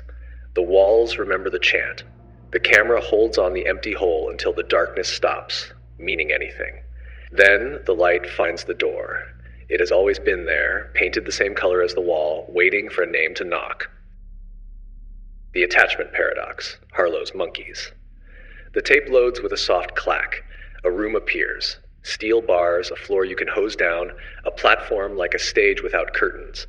In the center sits a thing that is not a mother, a cone of wire, a bottle wired to its chest, a face that looks like a cruel joke drawn with a marker. Beside it, another mother that is not a mother, same shape, same blank face, but wrapped in terry cloth, soft as a towel, warmed by a sun the infant has never seen. A rhesus newborn is placed between them, new as a coin. It looks left, right, and then moves with the urgency of thirst, past the milk, past the wire ribs, straight into the cloth. The tiny hands take hold and do not let go. The mouth searches for a nipple and finds none. The body settles anyway, as if the hunger that matters is not in the belly, but in the skin. Minutes pass, then an hour, then more. The bottle sits full on the wire chest, an untouched refutation of a simple idea, that we love what feeds us. Here the paradox is alive enough to cling. When frightened, the infant chooses comfort over calories, warm fabric over cold sustenance, a mute softness over a functional machine. The test changes. The baby is moved to an open field, an arena with toys that clack and wobble, and shadows that pretend to be larger than they are. Alone, the infant freezes, clutching itself, a small statue of fear.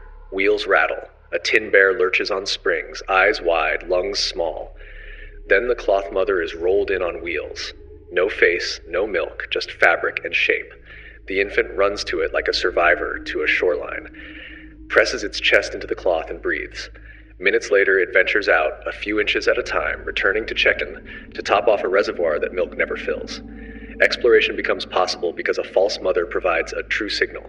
You are held. Now the monster comes in, the lab's comic horror, part carnival, part nightmare. Flashing eyes, a clatter, a bobbing mask. The wire mother offers a bottle, the baby screams and scrambles past it, headlong into the cloth. The heart finds rhythm against woven loops. The monster recedes into a prop again because the body knows a geometry of safety that theories once denied. Days become weeks, then months. Some infants are given only the wire mother with the milk. They survive. They grow. They do not thrive. Their bodies are thin parentheses. Their behavior is a river with no banks. They rock in place, clutch their own limbs as if trying to become their own missing surface. When frightened, they do not explore. They fling themselves as if trying to outrun their skin. The room gets quieter, but not kinder. Others are given the cloth, sometimes with milk, sometimes without. They clutch and calm, then play. Fear becomes a thing to consult the base about, not a climate you drown in. The cloth is not alive, not responsive, not loving. And yet it is enough to rearrange the brain's map of the world. There is refuge, therefore there can be curiosity. There is warmth, therefore danger is not a law but a weather. The experimenters press further because the disturbing part of knowledge is that it grows hungry as you feed it. What happens when the cloth is present but indifferent? What happens when the infant must choose between softness and hunger every day for months? What happens when a juvenile raised by wire meets others? The answers arrive like illnesses with names: rocking, self-biting, aimless circling, frozen watchfulness, an inability to read another monkey's face. Put two such juveniles together and they orbit without touching. Put an infant with them and you see the cost. A swat where there should have been grooming. A blank stare where there should have been a rescue. Then the most terrible mirror. The deprived infants grow to adolescence and are paired for mating. They do not know how. They do not know when. They do not seem to understand the other's presence as a presence. Engineers adjust the environment so that biology can proceed despite psychology. Babies are born to mothers who never had a mother. Some of those mothers ignore their infants, stepping over them like an object in the cage. Some clutch too tightly. Some hurt what they cannot recognize as theirs. The cycle closes, not because of evil, but because the instruction manual for care is written in touch and was never delivered.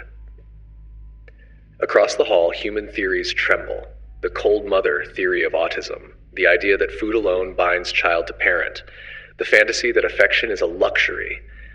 These look suddenly like wire cones with bottles. It turns out that mammals wear their need for contact as openly as they wear their need for air. Starve either, and the body remains while the self learns to live without itself.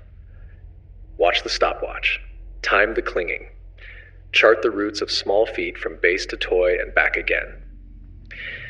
You can quantify trust by the inches between fear and cloth. You can score distress by the volume of a call when comfort is removed.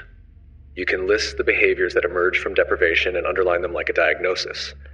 But the tape keeps returning to the same image. Two hands holding on to terry cloth as if the fabric itself were a language. In a way, it is. It says in loops and nap and warmth the words that wire and milk cannot. Be here, be held, be brave. And yet the paradox gnaws. The surrogate is a lie that tells a truth. The lie is the mother that isn't. The truth is that contact comfort is not optional. When the cloth is present, the brain rehearses safety. When it is absent, the brain rehearses defense. A life can be built around either rehearsal. One expands, one contracts. One says the world is open. One says it is a hallway with a locked door at the end. The camera lingers on a juvenile who has learned, belatedly, to play. A real peer approaches, offers a tentative touch. The deprived one flinches, then stays. The moment is small, a borrowed second of normal. It suggests an exit, therapy that is not a lecture but a practice of presence, care that is not a schedule but a surface, policies that measure success not only by survival but by the return of curiosity. The scene changes one last time. A technician lifts the cloth cover. Underneath is wire again, cold, efficient, easy to clean. The fabric hangs from her hands like a shed skin. She replaces it, ties the string, smooths the seam. The infant reaches, grabs, calms. You watch the trick happen and still feel its power. The mind is not fooled about what is real. It is rescued by what is available. This is the equation written in lint and breath. Proximity plus softness plus consistency. Courage. Remove any term and watch the sum collapse into vigilance.